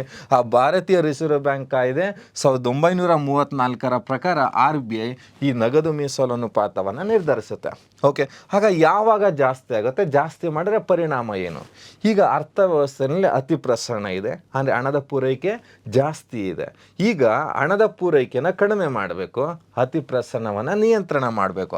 ಆ ಸಲುವಾಗಿ ನಗದು ಮೀಸಲು ಅನುಪಾತವನ್ನು ಏನು ಮಾಡುತ್ತೆ? RBI ಜಾಸ್ತಿ ಮಾಡುತ್ತೆ. ನಗದು ಮೀಸಲು ಅನುಪಾತವನ್ನು ಜಾಸ್ತಿ ಮಾಡಿದ್ರೆ ವಾಣಿಜ್ಯ ಬ್ಯಾಂಕುಗಳ ಒಟ್ಟು ಠೇವಣಿಯಲ್ಲಿ ಹೆಚ್ಚು ಭಾಗ RBIಗೆ ಹೋಗುತ್ತೆ, ಸಾಲ ಕೊಡೋ ಪ್ರಮಾಣ ಕಡಿಮೆ ಆಗುತ್ತೆ. ಇದರಿಂದ ಅತಿ ಹಣದ ಪೂರೈಕೆ ಕಡಿಮೆ ಆಗಿ ಬೆಲೆ ಏರಿಕೆ ಅಥವಾ ಅತಿ ಪ್ರಸರಣ ನಿಯಂತ್ರಣಕ್ಕೆ ಬರುತ್ತೆ. ಓಕೆ, ಅಂದರೆ ಹಣದುಬ್ಬರವನ್ನು ನಿಯಂತ್ರಿಸುವ ಒಂದು ಸಾಧನವಾಗಿ ನಾವು ಯಾವುದನ್ನು ಬಳಸ್ತೀವಿ? ನಗದು ಮೀಸಲು ಅನುಪಾತವನ್ನು ಬಳಸ್ತೀವಿ. ಹಾಗಾದರೆ ಯಾವಾಗ ಕಡಿಮೆ ಮಾಡುತ್ತೆ? ಹಣಪ್ರಸರಣದ ಸಂದರ್ಭದಲ್ಲಿ, ಅಂದರೆ ಸರಕು ಮತ್ತು ಸೇವೆಗಳ ಬೆಲೆಗಳು ಕುಸಿಯುತ್ತಿರುವಂತಹ ಸಂದರ್ಭದಲ್ಲಿ ಈ ನಗದು ಮೀಸಲು ಅನುಪಾತವನ್ನು ಏನು ಮಾಡುತ್ತೆ? ಕಡಿಮೆ ಮಾಡುತ್ತೆ. ಕಡಿಮೆ ಮಾಡಿದಾಗ ವಾಣಿಜ್ಯ ಬ್ಯಾಂಕುಗಳ ಬಳಿ ಲಭ್ಯ ಇರುವಂತಹ ಮೊತ್ತ ಏನಾಗುತ್ತೆ? ಜಾಸ್ತಿ ಇರುತ್ತೆ. ಅವು ಹೆಚ್ಚು ಸಾಲ ಕೊಡ್ತವೆ, ಹಣದ ಪೂರೈಕೆ ಜಾಸ್ತಿಯಾಗಿ ಬೆಲೆಗಳೇನಾಗ್ತವೆ? ಸ್ವಲ್ಪ ಹೆಚ್ಚಳ ಆಗ್ತವೆ. ಈ ರೀತಿ ಅರ್ಥವ್ಯವಸ್ಥೆಯಲ್ಲಿ ಅತಿ ಪ್ರಸರಣ ಮತ್ತು ಹಣಪ್ರಸರಣವನ್ನು ಒಂದು ಸಮತೋಲನಕ್ಕೆ ತರುವಂತಹ ಒಂದು ಸಾಧನವಾಗಿ RBI ಯಾವುದನ್ನು ಬಳಸುತ್ತೆ? ನಗದು ಮೀಸಲು ಅನುಪಾತವನ್ನು ಬಳಸುತ್ತೆ. ಹಾಗಾದರೆ ಪ್ರಸ್ತುತ ಎಷ್ಟಿದೆ ನಗದು ಮೀಸಲು ಅನುಪಾತದ ಪ್ರಮಾಣ ಅಂತಂದರೆ ಪ್ರಸ್ತುತ 4.50. ನಗದು ಮೀಸಲು ಅನುಪಾತದ ಪ್ರಮಾಣ ಪ್ರಸ್ತುತ ಎಷ್ಟಿದೆ ಅಂದರೆ 4.50. ಅಂದರೆ ವಾಣಿಜ್ಯ ಬ್ಯಾಂಕುಗಳು ತಮ್ಮ ಒಟ್ಟು ಠೇವಣಿಯಲ್ಲಿ 4.5% ಮೊತ್ತವನ್ನು RBIನಲ್ಲಿ ನಗದು ರೂಪದಲ್ಲಿ ಇಡಬೇಕು. ಇನ್ನೊಂದು ವಿಶೇಷತೆ ಏನಂದರೆ ಈ ನಗದು ಮೀಸಲು ಅನುಪಾತದ ರೂಪದಲ್ಲಿ ಇಟ್ಟಿರುವಂತಹ ಮೊತ್ತಕ್ಕೆ RBI ಯಾವುದೇ ಬಡ್ಡಿಯನ್ನು ಪಾವತಿಸುವುದಿಲ್ಲ. ಓಕೆ, ಇದಿಷ್ಟು ನಗದು ಮೀಸಲು ಅನುಪಾತ. ಇನ್ನು ನೆಕ್ಸ್ಟ್ ಒನ್ ನೋಡೋಣ. ಯಾವುದು ನೆಕ್ಸ್ಟ್ ಒನ್ನು? ಶಾಸನಬದ್ಧ ದ್ರವ್ಯತೆಯ ಅನುಪಾತ. ಶಾಸನಬದ್ಧ ದ್ರವ್ಯತೆಯ ಅನುಪಾತ. ಹಾಗಾದರೆ ಶಾಸನಬದ್ಧ ದ್ರವ್ಯತೆ ಅನುಪಾತನ ನಾವು ನೋಡೋದಾದರೆ ಏನು? ವಾಣಿಜ್ಯ ಬ್ಯಾಂಕ್ಗಳು ತಮ್ಮ ಒಟ್ಟು ಠೇವಣಿ ಒಂದು ಭಾಗವನ್ನು ತಮ್ಮ ಬಳಿಯೇ ದ್ರವ್ಯತ್ವದ ರೂಪದಲ್ಲಿ ಹೊಂದುವುದನ್ನು ಶಾಸನಬದ್ಧ ದ್ರವ್ಯತೆಯ ಅನುಪಾತ ಅಂತ ಕರಿತೀವಿ. ನೋಡಿ, ನಗದು ಮೀಸಲು ಅನುಪಾತ ಮತ್ತು ಶಾಸನಬದ್ಧ ದ್ರವ್ಯತೆಯ ಅನುಪಾತ ಎರಡೂ ಸಹ ಸಿಮಿಲರ್ ಇದೆ. ಓಕೆ, ನೋಡಿ, ಒಟ್ಟು ಠೇವಣಿ ಅಂತ ತಗೊಂಡ್ರೆ ಒಂದು ಭಾಗನ, ಒಟ್ಟು ಠೇವಣಿನಲ್ಲಿ ಒಂದು ಭಾಗನ ಎಲ್ಲಿಟ್ಟಿದ್ವಿ? RBIನಲ್ಲಿ ಇಟ್ಟಿದ್ವಿ. ಆ RBIನಲ್ಲಿ ಇಟ್ಟಿದ್ದನ್ನು ನಾವೇನಂತ ಕರೆದ್ವಿ? CRR, ಕ್ಯಾಶ್ ರಿಸರ್ವ್ ರೇಷಿಯೋ ಅಂತ ಕರೀತೀವಿ. ಇನ್ನೊಂದು ಭಾಗ ಇದೆ, ಇನ್ನೊಂದು ಭಾಗನ ಎಲ್ಲಿಡ್ತಾ ಇದ್ದಾರೆ, ಬ್ಯಾಂಕ್ಗಳು ಬಳಿನೇ ಇಟ್ಕೊಳ್ತಾ ಇದ್ದಾವೆ, ಬ್ಯಾಂಕ್ಗಳು ತಮ್ಮ ಬಳಿನೇ ಇಟ್ಕೊಳ್ತಾ ಇದ್ದಾವೆ. ಈ ತಮ್ಮ ಬಳಿನೇ ಇಟ್ಕೊಂಡಿರೋದನ್ನ ನಾವೇನಂತ ಕರಿತೀವಿ, ಶಾಸನಬದ್ಧ ದ್ರವ್ಯತೆಯ ಅನುಪಾತ ಅಂತ ಕರಿತೀವಿ. ಇನ್ನು ಎಕ್ಸಸ್ ಇದೆಯಲ್ಲ, ಯಾವುದನ್ನು ಬಿಟ್ಟು CRR ಮತ್ತು SLR ಅನ್ನ ಬಿಟ್ಟು ಉಳಿದಿರೋದಿದೆಯಲ್ಲ, ಇದನ್ನು ಎಕ್ಸಸ್ ರಿಸರ್ವ್ ಅಂತ ಕರಿತೀವಿ, ಹೆಚ್ಚುವರಿ ಮೀಸಲು. ಈ ಎಕ್ಸಸ್ ರಿಸರ್ವ್ ಅನ್ನ ವಾಣಿಜ್ಯ ಬ್ಯಾಂಕ್ಗಳು ಸಾಲವನ್ನು ನೀಡಲು ಬಳಸ್ತವೆ. ಆದರೆ ಈ ಎಕ್ಸಸ್ ರಿಸರ್ವ್ ಅನ್ನ ವಾಣಿಜ್ಯ ಬ್ಯಾಂಕ್ಗಳು ಏನು ಮಾಡ್ತವೆ, ಸಾಲವನ್ನು ನೀಡ್ತವೆ. ನೋಡಿ, CRR ಇಲ್ಲ SLR ಜಾಸ್ತಿ ಆದರೆ ಎಕ್ಸಸ್ ರಿಸರ್ವ್ ಏನಾಗುತ್ತೆ, ಕಡಿಮೆ ಆಗುತ್ತೆ, ಸಾಲ ಕೊಡುವ ಪ್ರಮಾಣ ಏನಾಗುತ್ತೆ, ಕಡಿಮೆ ಆಗುತ್ತೆ. ಈ ರೀತಿ. ಓಕೆ, ಈಗ ಶಾಸನಬದ್ಧ ದ್ರವ್ಯತೆ ಅನುಪಾತ ಅಂದ್ರೆ ಏನು, ವಾಣಿಜ್ಯ ಬ್ಯಾಂಕುಗಳು ತಮ್ಮ ಒಟ್ಟು ಠೇವಣಿಯ ಒಂದು ಭಾಗವನ್ನು ಎಲ್ಲಿ, ತಮ್ಮ ಬಳಿಯೇ ಯಾವ ರೂಪದಲ್ಲಿ, ದ್ರವ್ಯತ್ವದ ರೂಪದಲ್ಲಿ ಕಾಯ್ದಿರಿಸುವುದನ್ನು RBIನಲ್ಲಿಟ್ಟಿದ್ದು ನಗದು ರೂಪದಲ್ಲಿ, ಬ್ಯಾಂಕ್ಗಳು ತಮ್ಮ ಬಳಿಯೇ ಇಟ್ಕೊಳ್ತಾ ಇರೋದು ದ್ರವ್ಯತ್ವದ ರೂಪದಲ್ಲಿ, ತಮ್ಮ ಬಳಿಯೇ ದ್ರವ್ಯತ್ವದ ರೂಪದಲ್ಲಿ ಹೊಂದುವುದನ್ನು ಶಾಸನಬದ್ಧ ದ್ರವ್ಯತೆಯ ಅನುಪಾತ ಅಂತ ನಾವು ಕರಿತೀವಿ. ಸೇಮ್ ಅತಿ ಪ್ರಸರಣದ ಸಂದರ್ಭದಲ್ಲಿ ಯಾವುದನ್ನ SLR, ಇದನ್ನು ಸ್ಟ್ಯಾಚ್ಯುಟರಿ ಲಿಕ್ವಿಡಿಟಿ ರೇಷಿಯೋ ಅಂತ ನಾವು ಕರಿತೀವಿ. ಅತಿ ಪ್ರಸರಣ ಅಥವಾ ಇನ್ಫ್ಲೇಷನ್ ಇದೆ ಅಂತ ನಾವು ಕರೆದ್ರೆ, ಅತಿ ಪ್ರಸರಣದ ಸಂದರ್ಭದಲ್ಲಿ ಏನು ಮಾಡ್ತಾರೆ, ಜಾಸ್ತಿ ಮಾಡ್ತಾರೆ. ಡಿಫ್ಲೇಷನ್ ಇದೆ ಅಂತಂದರೆ ಏನು, ಶಾಸನಬದ್ಧ ದ್ರವ್ಯತೆ ಅನುಪಾತವನ್ನು ಏನು ಮಾಡ್ತಾರೆ, ಕಡಿಮೆ ಮಾಡ್ತಾರೆ. ಹಾಗಾದರೆ SLR ಅನ್ನು ಜಾಸ್ತಿ ಮಾಡಿದ್ರೆ ದ್ರವ್ಯತ್ವದ ಪ್ರಮಾಣ ಕಡಿಮೆ ಆಗುತ್ತೆ. SLR ಅನ್ನು ಕಡಿಮೆ ಮಾಡಿದ್ರೆ ದ್ರವ್ಯತ್ವದ ಪ್ರಮಾಣ ಅಂದರೆ ಅರ್ಥವ್ಯವಸ್ಥೆಯಲ್ಲಿ ಲಭ್ಯವಿರುವಂಥ ನಗದಿನ ಪ್ರಮಾಣ ಏನಾಗುತ್ತೆ, ಜಾಸ್ತಿ ಆಗುತ್ತೆ. ಈ ರೀತಿ ದ್ರವ್ಯತ್ವದಲ್ಲಿ ಹೆಚ್ಚುವರಿ ಅಂದರೆ ದ್ರವ್ಯತ್ವದಲ್ಲಿ ಬದಲಾವಣೆ ಮಾಡುವ ಮೂಲಕ ಅರ್ಥವ್ಯವಸ್ಥೆಯಲ್ಲಿ ಆರ್ಥಿಕ ಸ್ಥಿರತೆಯನ್ನು ತರುವಂತಹ ಒಂದು ಸಾಧನವಾಗಿ ಶಾಸನಬದ್ಧ ದ್ರವ್ಯತೆ ಅನುಪಾತವನ್ನು ನಾವು ಬಳಸ್ತಾ ಇದ್ದೀವಿ. ಓಕೆ, ಇದು ಮತ್ತೊಂದು. ಓಕೆ, ನೆಕ್ಸ್ಟ್ ಒನ್ ನೋಡೋಣ. ಹಾಗಾದರೆ ನೆಕ್ಸ್ಟ್ ಒನ್ ಯಾವುದು ಅಂತಂದರೆ ಬ್ಯಾಂಕ್ ದರ ಅಂತೇಳಿ ನಾವು ಕರಿತೀವಿ. ಓಕೆ, ನೆಕ್ಸ್ಟ್ ಒನ್ ಯಾವುದು, ಬ್ಯಾಂಕ್ ದರ. ಬ್ಯಾಂಕ್ ದರ ಅಂದರೆ ಏನಂದರೆ, ವಾಣಿಜ್ಯ ಬ್ಯಾಂಕ್ ಅಂದರೆ RBI ವಾಣಿಜ್ಯ ಬ್ಯಾಂಕುಗಳಿಗೆ ನೀಡುವ ದೀರ್ಘಾವಧಿಯ ಸಾಲದ ಮೇಲೆ ವಿಧಿಸುವ ಬಡ್ಡಿಯ ದರವನ್ನು ಬ್ಯಾಂಕ್ ದರ ಅಂತ ಸರಳವಾಗಿ RBI ವಾಣಿಜ್ಯ ಬ್ಯಾಂಕುಗಳಿಗೆ ನೀಡುವ ದೀರ್ಘಾವಧಿಯ ಸಾಲದ ಮೇಲೆ ವಿಧಿಸುವ ಬಡ್ಡಿಯ ದರವನ್ನು ಬ್ಯಾಂಕ್ ದರ ಅಂತ ಕರಿತೀವಿ. ಅಂದರೆ ಇಲ್ಲಿ ಕೊಲ್ಯಾಟ್ರಲ್ ಲೋನ್ಸ್ನ ಕೊಡುತ್ತೆ RBI. ಅಂದರೆ ಭದ್ರತೆಗಳ ಆಧಾರದ ಮೇಲೆ ಆ ಭದ್ರತೆಗಳನ್ನು ಮರುವಟ್ಟಾಯಿಸುವ ಮೂಲಕ ವಾಣಿಜ್ಯ ಬ್ಯಾಂಕುಗಳಿಗೆ ನೀಡುವ ದೀರ್ಘಾವಧಿಯ ಸಾಲದ ಮೇಲೆ ವಿಧಿಸುವ ಬಡ್ಡಿಯ ದರವನ್ನು ಬ್ಯಾಂಕ್ ದರ ಅಂತ ಕರಿತೀವಿ. ಅಂದರೆ RBI ಆ್ಯಕ್ಟ್ ಅಂತ ಬರುತ್ತೆ, reserve bank of India act. ಈ RBI ಆ್ಯಕ್ಟ್ ಯಾವಾಗ ಬರುತ್ತೆ, 1934 ಬರುತ್ತೆ. ಈ ಭಾರತೀಯ ರಿಸರ್ವ್ ಬ್ಯಾಂಕ್ ಕಾಯ್ದೆ 1934 ಪ್ರಕಾರ ಬ್ಯಾಂಕ್ ದರವನ್ನು ನಿಗದಿಪಡಿಸುವ ಅಧಿಕಾರ ಯಾರಿಗಿದೆ, RBIಗಿದೆ. ಅಂದರೆ 1934 ಈ ಬ್ಯಾಂಕ್ ದರವನ್ನು ನಾವು ಬಳಸ್ತಾ ಇದ್ದೀವಿ. 1949 ಬರುತ್ತೆ ಯಾವುದು, ಬ್ಯಾಂಕಿಂಗ್ ರೆಗ್ಯುಲೇಷನ್ ಆ್ಯಕ್ಟ್. ಆ ಬ್ಯಾಂಕಿಂಗ್ ರೆಗ್ಯುಲೇಷನ್ ಕಾಯ್ದೆಯ ಪ್ರಕಾರ ಇದನ್ನು ಅಂದರೆ RBI ವಾಣಿಜ್ಯ ಬ್ಯಾಂಕ್ಗಳ ಸಾಲವನ್ನು ನಿಯಂತ್ರಿಸುವ ಸಾಧನವಾಗಿ ಯಾವುದನ್ನು ಬಳಸ್ತಾ ಇದ್ದೀವಿ, ಬ್ಯಾಂಕ್ ದರವನ್ನು ನಾವು ಬಳಸ್ತಾ ಇದ್ದೀವಿ. ಹಾಗಾದರೆ ಬ್ಯಾಂಕ್ ದರವನ್ನು 1949 ಬಳಸ್ತಾ ಇದ್ದೀವಿ.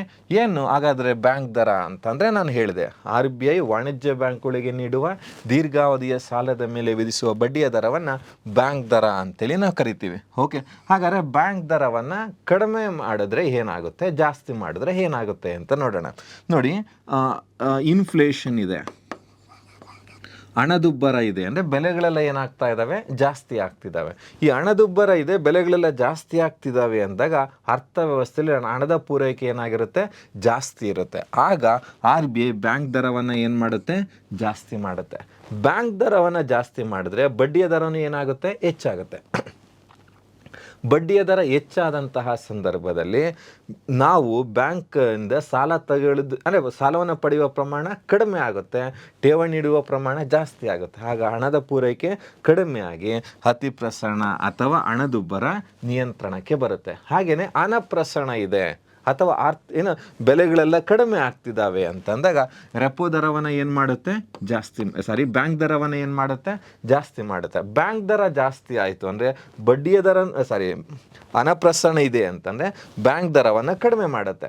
ಬ್ಯಾಂಕ್ ದರ ಕಡಿಮೆ ಆದರೆ ಬಡ್ಡಿಯ ದರವು ಏನಾಗುತ್ತೆ, ಕಡಿಮೆ ಆಗಿ ಸಾಲ ಕೊಡುವ ಪ್ರಮಾಣ ವಿಸ್ತರಣೆಯಾಗಿ ಮತ್ತೆ ಆರ್ಥಿಕ ಚಟುವಟಿಕೆಗಳು ಚೇತರಿಕೆ ಆಗ್ತವೆ, ಬೆಲೆಗಳು ನಿಧಾನಕ್ಕೆ ಹೆಚ್ಚಾಗಿ ಹಣಪ್ರಸರಣ ನಿಯಂತ್ರಣಕ್ಕೆ ಬರುತ್ತೆ. ಅಂದರೆ ಒಟ್ಟಾರೆ ಅತಿ ಪ್ರಸರಣ ಮತ್ತು ಹಣಪ್ರಸರಣವನ್ನು ನಿಯಂತ್ರಿಸುವ ಮೂಲಕ ಆರ್ಥಿಕ ಸ್ಥಿರತೆಯನ್ನು ಅಥವಾ ಬೆಲೆಗಳಲ್ಲಿ ಸ್ಥಿರತೆಯನ್ನು ತರುವಂತಹ ಒಂದು ಸಾಧನವಾಗಿ ಯಾವುದನ್ನು ಬಳಸ್ತಾ ಇದ್ದೀವಿ, ಬ್ಯಾಂಕ್ ದರವನ್ನು ನಾವು ಬಳಸ್ತಾ ಇದ್ದೀವಿ. ಇದು ಅಲ್ಪಾವಧಿನೋ ದೀರ್ಘಾವಧಿಯ ಸಾಲದ ಮೇಲೆ ವಿಧಿಸ್ತೀವಿ. ಕೊಲಾಟ್ರಲ್ ಅಂದರೆ ಭದ್ರತೆಗಳ ಆಧಾರದ ಮೇಲೆ, ಇಲ್ಲ ಭದ್ರತೆಗಳ ಇಲ್ದೇನೋ ಕೊಡ್ತೀವಿ ಅಂದರೆ ಭದ್ರತೆಗಳ ಆಧಾರದ ಮೇಲೆ ಕೊಡ್ತೀವಿ. ಅಂದರೆ ಕೊಲಾಟ್ರಲ್ ಲೋನ್ಸನ್ನು ಕೊಡುತ್ತೆ RBI ಬ್ಯಾಂಕುಗಳಿಗೆ, ಅವುಗಳ ಮೇಲೆ ವಿಧಿಸುವ ಬಡ್ಡಿಯ ದರ ಬ್ಯಾಂಕ್ ದರ ಆಗಿರೋದು. ಹಾಗಾದರೆ ಪ್ರಸ್ತುತ ಎಷ್ಟಿದೆ ಬ್ಯಾಂಕ್ ದರ ಅಂದರೆ 6.75 ಇದೆ. ಪ್ರಸ್ತುತ ಬ್ಯಾಂಕ್ ದರದ ಪ್ರಮಾಣ ಎಷ್ಟಿದೆ, 6.75 ಇದೆ. ಅಂದರೆ ಇದು ರೆಪೋ ದರಕ್ಕಿಂತ 0.25 ಜಾಸ್ತಿ ಇರುತ್ತೆ. ಹಾಗಾದರೆ ರೆಪೋ ದರ 6.50 ಇದ್ದರೆ ರೆಪೋ ದರ ಎಷ್ಟಿದೆ, 6.50 ಇದ್ದರೆ ಆ ರೆಪೋ ದರಕ್ಕಿಂತ 0.25% ಏನಾಗಿರುತ್ತೆ, ಬ್ಯಾಂಕ್ ದರ ಜಾಸ್ತಿ ಆಗಿರುತ್ತೆ. ಹಾಗಾದ್ರೆ ಎಷ್ಟಿದೆ, 6.75. ನೋಡಿ, RBI ರೆಪೋ ದರವನ್ನು ಬದಲಾವಣೆ ಮಾಡಿದ್ರೆ ಬ್ಯಾಂಕ್ ದರ ಆಟೋಮ್ಯಾಟಿಕಲಿ ಏನಾಗುತ್ತೆ, ಚೇಂಜ್ ಆಗುತ್ತೆ. ಎಷ್ಟು ಜಾಸ್ತಿ ಇರುತ್ತೆ ಅಂದರೆ ರೆಪೋ ದರ ಜಾಸ್ತಿ ಇರುತ್ತೋ ಬ್ಯಾಂಕ್ ದರ ಜಾಸ್ತಿ ಇರುತ್ತೆ ಅಂದರೆ ಬ್ಯಾಂಕ್ ದರ ಜಾಸ್ತಿ ಇರುತ್ತೆ ಯಾವುದಕ್ಕಿಂತ, ರೆಪೋ ದರಕ್ಕಿಂತ. ಓಕೆ, ಇದಿಷ್ಟು ಬ್ಯಾಂಕ್ ದರ. ಇನ್ನು ನೆಕ್ಸ್ಟ್ ಒನ್ನ ನಾವು ನೋಡೋದಾದರೆ ರೆಪೋ ದರ ಅಂತ ನಾವು ಕರಿತೀವಿ. ನೋಡಿ, ಬ್ಯಾಂಕ್ ದರವು ಇಂಟ್ರೆಸ್ಟ್ ರೇಟು, ರೆಪೋ ದರನೂ ಸಹ ಇಂಟ್ರೆಸ್ಟ್ ರೇಟು.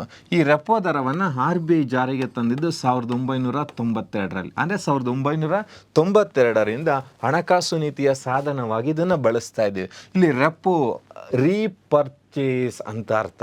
ರೀಪರ್ಚೇಸಿಂಗ್ ಅಗ್ರಿಮೆಂಟ್ ಬೇಸ್ ಮೇಲೆ ಏನು ಬ್ಯಾಂಕುಗಳು ಭದ್ರತೆಗಳನ್ನು ಇಟ್ಟು RBIಯಿಂದ ಸಾಲವನ್ನು ಪಡೀತಾವೆ. ಅಂದರೆ RBI ವಾಣಿಜ್ಯ ಬ್ಯಾಂಕುಗಳ ಭದ್ರತೆಯ ಆಧಾರದ ಮೇಲೆ, ನೋಡಿ, ಬ್ಯಾಂಕ್ ದರವೂ ಭದ್ರತೆಯ ಆಧಾರದ ಮೇಲೆ, ರೆಪೋ ದರವೂ ಭದ್ರತೆಯ ಆಧಾರದ ಮೇಲೆ. ಆದರೆ ರೆಪೋ ದರವನ್ನು ಅಲ್ಪಾವಧಿಗೆ ನೀಡುತ್ತೆ, ಬ್ಯಾಂಕ್ ದರ ದೀರ್ಘಾವಧಿ, ಆದರೆ ರೆಪೋ ದರ ಅಲ್ಪಾವಧಿಗೆ ನೀಡುತ್ತೆ. ಯಾವ ವರ್ಷದಿಂದ ಬಳಸ್ತಾ ಇದ್ದೀವಿ, 1992ರಿಂದ ರೆಪೋ ದರವನ್ನು ನಾವು ಬಳಸ್ತಾ ಇದ್ದೀವಿ. ಹಾಗಾದರೆ ರೆಪೋ ದರ ಅಂದರೆ ಇದನ್ನು ಲಿಕ್ವಿಡಿಟಿ ಅಡ್ಜಸ್ಟ್ಮೆಂಟ್ ಫೆಸಿಲಿಟಿ ಅಂತಲೂ ನಾವು ಕರಿತೀವಿ. ನಾನು ನೆಕ್ಸ್ಟ್ ಹೇಳ್ತೀನಿ. ದ್ರವ್ಯತ್ವದ ಹೊಂದಾಣಿಕಾ ಸೌಲಭ್ಯದ ಒಂದು ಸಾಧನವಾಗಿ ಯಾವುದನ್ನು ಬಳಸ್ತೀವಿ, ರೆಪೋ ದರವನ್ನು ಬಳಸ್ತೀವಿ. ಹಾಗಾದರೆ ಸರಳವಾಗಿ ಹೇಳೋದಾದರೆ RBI ವಾಣಿಜ್ಯ ಬ್ಯಾಂಕುಗಳಿಗೆ ನೀಡುವ ಅಲ್ಪಾವಧಿಯ ಸಾಲದ ಮೇಲೆ ವಿಧಿಸುವಂತಹ ಬಡ್ಡಿಯ ದರವನ್ನು ರೆಪೋ ದರ ಅಂತ ಕರಿತೀವಿ. ಅಂದರೆ ಇದನ್ನು key instrument of the monetary policy ಅಂತ ಕರಿತೀವಿ. ಅಂದರೆ ಹಣಕಾಸು ನೀತಿಯ ಪ್ರಮುಖ ಸಾಧನ ಅಂತ ಕರಿತೀವಿ. ನೋಡಿ, RBI ರೆಪೋ ದರವನ್ನು ಮಾತ್ರ ಚೇಂಜ್ ಮಾಡುತ್ತೆ. ರೆಪೋ ದರ ಚೇಂಜ್ ಆಯಿತು ಅಂದರೆ ಬ್ಯಾಂಕ್ ದರ ಚೇಂಜ್ ಆಗುತ್ತೆ, MSF ದರ ಚೇಂಜ್ ಆಗುತ್ತೆ, ಹಾಗೆಯೇ ಸೀಮಾಂತ ಠೇವಣಿ ದರ ಚೇಂಜ್ ಆಗುತ್ತೆ, ರೆಪೋ ದರ, ರಿವರ್ಸ್ ರೆಪೋ ದರ ಏನಾಗುತ್ತೆ, ಚೇಂಜ್ ಆಗುತ್ತೆ. ಹಾಗಾದರೆ ಎಲ್ಲ ಬಡ್ಡಿಯ ದರಗಳು ಯಾವುದ್ರ ಜೊತೆ ಅಡ್ಜಸ್ಟ್ ಆಗುತ್ತೆ, ರೆಪೋ ದರದ ಜೊತೆ ಅಡ್ಜಸ್ಟ್ ಆಗುತ್ತೆ. ಓಕೆ, ಇದನ್ನು ಯಾವಾಗಿಂದ ಬಳಸ್ತಾ ಇದ್ದೀವಿ, 1992ರಿಂದ ಬಳಸ್ತಾ ಇದ್ದೀವಿ. ಸೇಮ್ ರೆಪೋ ದರ ಜಾಸ್ತಿ ಆದರೆ ವಾಣಿಜ್ಯ ಬ್ಯಾಂಕ್ಗಳು ನೀಡುವಂತಹ ಬಡ್ಡಿಯ ದರ ಏನಾಗುತ್ತೆ, ಜಾಸ್ತಿ ಆಗುತ್ತೆ. ರೆಪೋ ದರ ಕಡಿಮೆ ಆದರೆ ವಾಣಿಜ್ಯ ಬ್ಯಾಂಕ್ಗಳು ನೀಡುವಂತಹ ಸಾಲದ ಮೇಲೆ ವಿಧಿಸುವ ಬಡ್ಡಿಯ ದರ ಕಡಿಮೆ ಆಗುತ್ತೆ. ಹಾಗಾದರೆ ಯಾವಾಗ ರೆಪೋ ದರನ ಜಾಸ್ತಿ ಮಾಡ್ತಾರೆ, ಹಣದುಬ್ಬರ ಇದ್ದಾಗ ರೆಪೋ ದರವನ್ನು ಜಾಸ್ತಿ ಮಾಡಿದ್ರೆ, ಹಣ ಪ್ರಸರಣ ಇದ್ದಾಗ ಅಂದರೆ ಬೆಲೆಗಳು ಕಡಿಮೆ ಆಗ್ತಿದ್ದಾಗ ರೆಪೋ ದರವನ್ನು ಕಡಿಮೆ ಮಾಡ್ತಾರೆ. ಆ ಮೂಲಕ ಆರ್ಥಿಕ ಸ್ಥಿರತೆಯನ್ನು ಅಥವಾ ಬೆಲೆಗಳಲ್ಲಿ ಸ್ಥಿರತೆಯನ್ನು ತರುವಂತಹ ಒಂದು ಸಾಧನವಾಗಿ ಯಾವುದನ್ನು ಬಳಸ್ತಾ ಇದ್ದೀವಿ, ರೆಪೋ ದರವನ್ನು ಬಳಸ್ತಾ ಇದ್ದೀವಿ. ಓಕೆ, ಸರಿ, ರೆಪೋ ದರವನ್ನು ಬಳಸ್ತಾ ಇದ್ದೀವಿ. ಹಾಗಾದ್ರೆ ಎಷ್ಟಿದೆ ಪ್ರೆಸೆಂಟ್ ರೆಪೋ ದರ ಅಂದರೆ ಪ್ರಸ್ತುತ 6.50 ಇದೆ. ಅಂದರೆ ಪ್ರಸ್ತುತ ರೆಪೋ ದರದ ಪ್ರಮಾಣ ಎಷ್ಟು, 6.50. ನೀವು ಕೇಳಿರ್ಬೋದು, ಕೋವಿಡ್ ಬಂದಂತಹ ಸಂದರ್ಭದಲ್ಲಿ, ಕೋವಿಡ್ ನಂತರ ಲಾಕ್ಡೌನ್ ಎಲ್ಲ ಓಪನ್ ಆದಾಗ ರೆಪೋ ದರವನ್ನು ಅತ್ಯಂತ ಕಡಿಮೆ ತಂದಿದ್ರು. ಆದರೆ ಆದಮೇಲೆ ಇವಾಗ ಬೆಲೆಗಳೆಲ್ಲ ಜಾಸ್ತಿ ಆಗ್ತಾ ಹೋದಂಗೆ ರೆಪೋ ದರನ ಏನು ಮಾಡ್ತಾ ಬಂದಿದ್ದಾರೆ, ಜಾಸ್ತಿ ಮಾಡ್ತಾ ಬಂದಿದ್ದಾರೆ. ಪ್ರಸ್ತುತ ಅಂದರೆ 2023 ಮಾರ್ಚ್ ಎಂಡಲ್ಲಿದ್ದಂತೆ 6.50 ಇದೆ. ಓಕೆ, ನೆಕ್ಸ್ಟ್ ಒನ್ನು ಯಾವುದು, ನೆಕ್ಸ್ಟ್ ಒನ್ ಅಂತ ನಾವು ನೋಡಿದ್ರೆ ರಿವರ್ಸ್ ರೆಪೋ ದರ. ಅರೆ ರೆಪೋ ದರಕ್ಕೆ ಇದು ಆಪೋಸಿಟ್, ಯಾವುದು, ರಿವರ್ಸ್ ರೆಪೋ ದರ.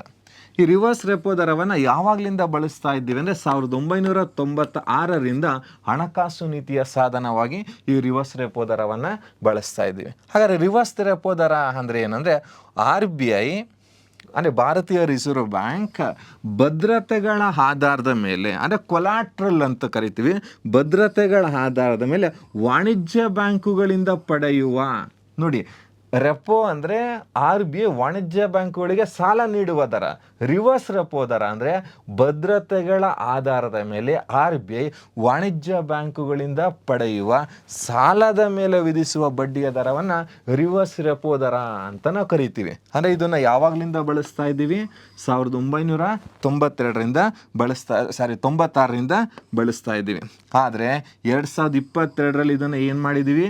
ಸ್ಥಗಿತಗೊಳಿಸಿದ್ದೀವಿ. ತುಂಬ ಇಂಪಾರ್ಟೆಂಟ್ ಪರೀಕ್ಷಾ ದೃಷ್ಟಿಯಿಂದ. 1996ರಲ್ಲಿ ಇದನ್ನು ಜಾರಿಗೆ ತಂದ್ರೂ 2022ರಲ್ಲಿ ಇದನ್ನು ಏನು ಮಾಡಿದ್ದೀವಿ?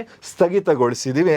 ಇದರ ಸ್ಥಾನದಲ್ಲಿ ಸೀಮಾಂತ ಠೇವಣಿ ಸೌಲಭ್ಯ ದರವನ್ನು ಹೊಸದಾಗಿ ಜಾರಿಗೆ ತರಲಾಗಿದೆ. ನೋಡಿ, ಸೀಮಾಂತ ಠೇವಣಿ ಸೌಲಭ್ಯ ದರಕ್ಕೂ ರಿವರ್ಸ್ ರೆಪೋ ದರಕ್ಕೂ ವ್ಯತ್ಯಾಸ ಏನಂದರೆ, ಇಲ್ಲಿ ಭದ್ರತೆಗಳ ಆಧಾರದ ಮೇಲೆ RBI ವಾಣಿಜ್ಯ ಬ್ಯಾಂಕುಗಳಿಂದ ಸಾಲವನ್ನು ಪಡೆಯುತ್ತೆ.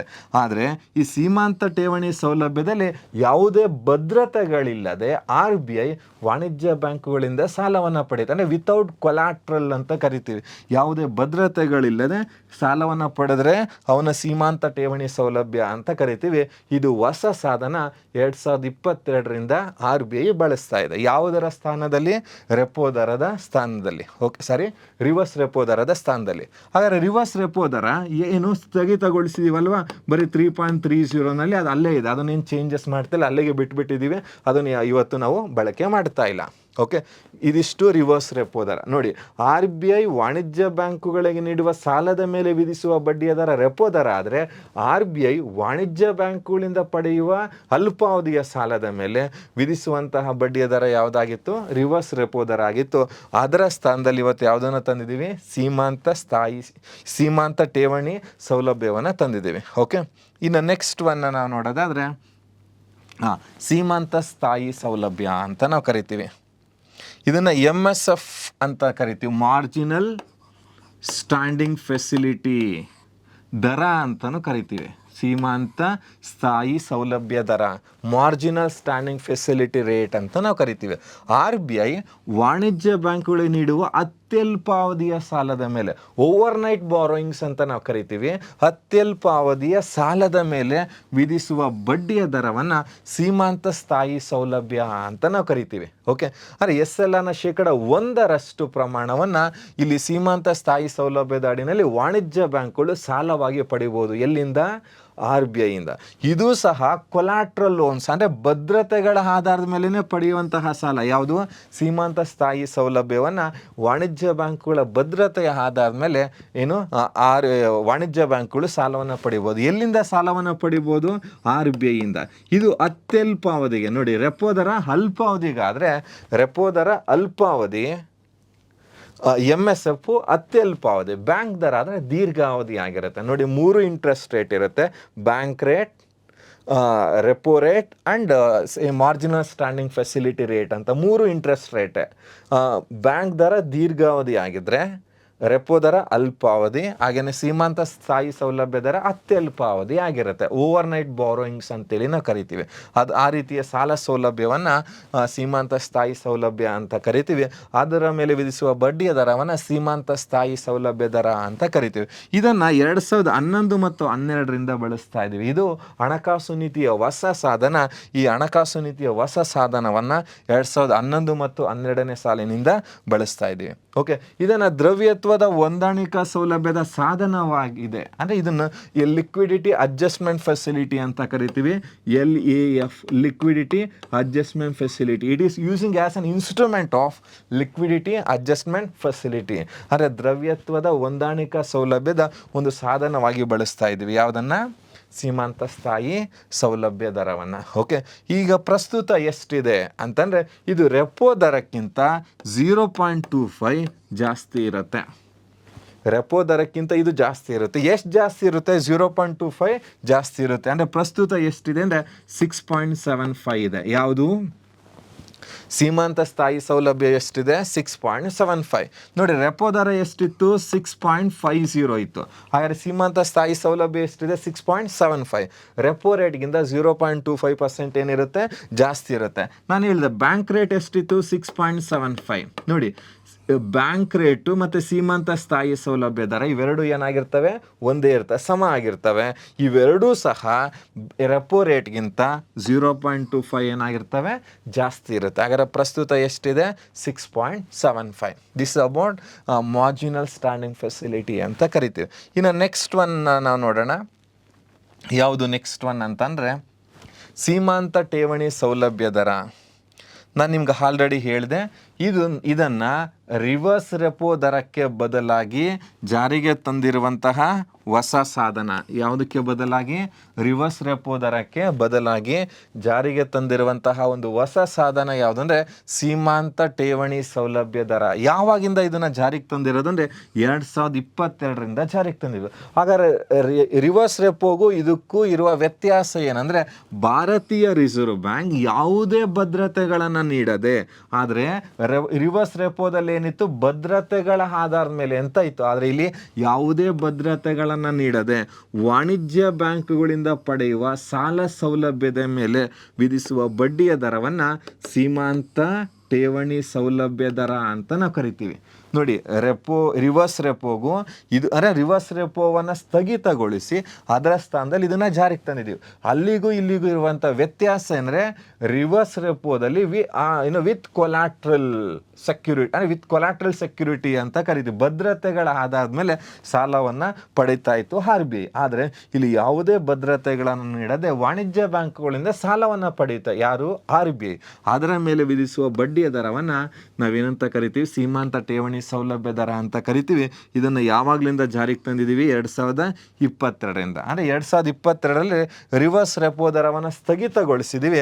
ಅದರ ಸ್ಥಾನದಲ್ಲಿ ಅದಕ್ಕೆ ಪರ್ಯಾಯವಾಗಿ ಸೀಮಾಂತ ಠೇವಣಿ ಸೌಲಭ್ಯ ದರವನ್ನು ನಾವು ಜಾರಿಗೆ ತಂದಿದ್ದೀವಿ. ಹಾಗಾದರೆ ಎಷ್ಟಿದೆ ಇದು ಅಂದರೆ ಇದು ರೆಪೋ ದರಕ್ಕಿಂತ 0.25 ಕಡಿಮೆ ಇರುತ್ತೆ.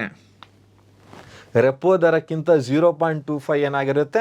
ಕಡಿಮೆ ಇರುತ್ತೆ. ಹಾಗಾದರೆ ರೆಪೋ ದರ ಎಷ್ಟಿದೆ ಅಂತಂದರೆ 6.50 ಇದ್ದರೆ ರಿವರ್ಸ್ ರೆಪೋ ದರ ಪರ್ಯಾಯವಾಗಿ ತಂದಿರೋದು ಇದೆಷ್ಟಿದೆ ಅಂದರೆ 5.25 ಇದೆ. ಯಾವುದು? ಸೀಮಾಂತ ಠೇವಣಿ ಸೌಲಭ್ಯ ದರ 5.25 ಇರೋದನ್ನು ನಾವು ನೋಡ್ತೀವಿ. ಇದು ತುಂಬ ಇಂಪಾರ್ಟೆಂಟು. ಯಾವುದಕ್ಕೆ ಪರ್ಯಾಯವಾಗಿ ನಾವು ಜಾರಿಗೆ ತಂದಿರೋದು ಅಂತಂದರೆ ರಿವರ್ಸ್ ರೆಪೋ ದರಕ್ಕೆ ಪರ್ಯಾಯವಾಗಿ ಯಾವ ವರ್ಷದಿಂದ? 2022ರಿಂದ ನಾವು ಜಾರಿಗೆ ತಂದಿದ್ದೀವಿ. ಅದಕ್ಕೂ ಇದಕ್ಕೂ ಪ್ರಮುಖ ವ್ಯತ್ಯಾಸ ಏನಂದರೆ ಅಲ್ಲಿ ಭದ್ರತೆಗಳ ಆಧಾರದ ಮೇಲೆ ಸಾಲವನ್ನು ಪಡೀತಾ ಇತ್ತು RBI.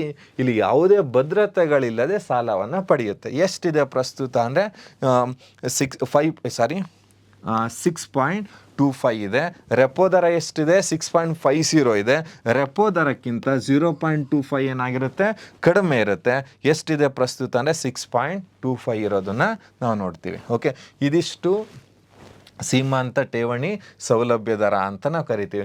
ಇಷ್ಟು ಸಾಧನಗಳನ್ನು ಹಣಕಾಸು ನೀತಿಯ ಪರಿಮಾಣಾತ್ಮಕ ವಿಧಾನಗಳು ಅಂತೇಳಿ ನಾವು ಕರಿತೀವಿ.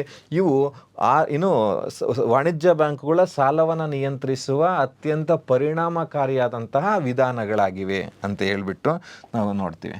ಇನ್ನು ಇದು ತುಂಬ ಇಂಪಾರ್ಟೆಂಟು ಎಕ್ಸಾಮಿನೇಷನ್ ದೃಷ್ಟಿಯಿಂದ. ಯಾವುದು? ದ್ರವ್ಯತ್ವದ ಹೊಂದಾಣಿಕಾ ಸೌಲಭ್ಯ ಅಂತ ನಾವು ಕರಿತೀವಿ.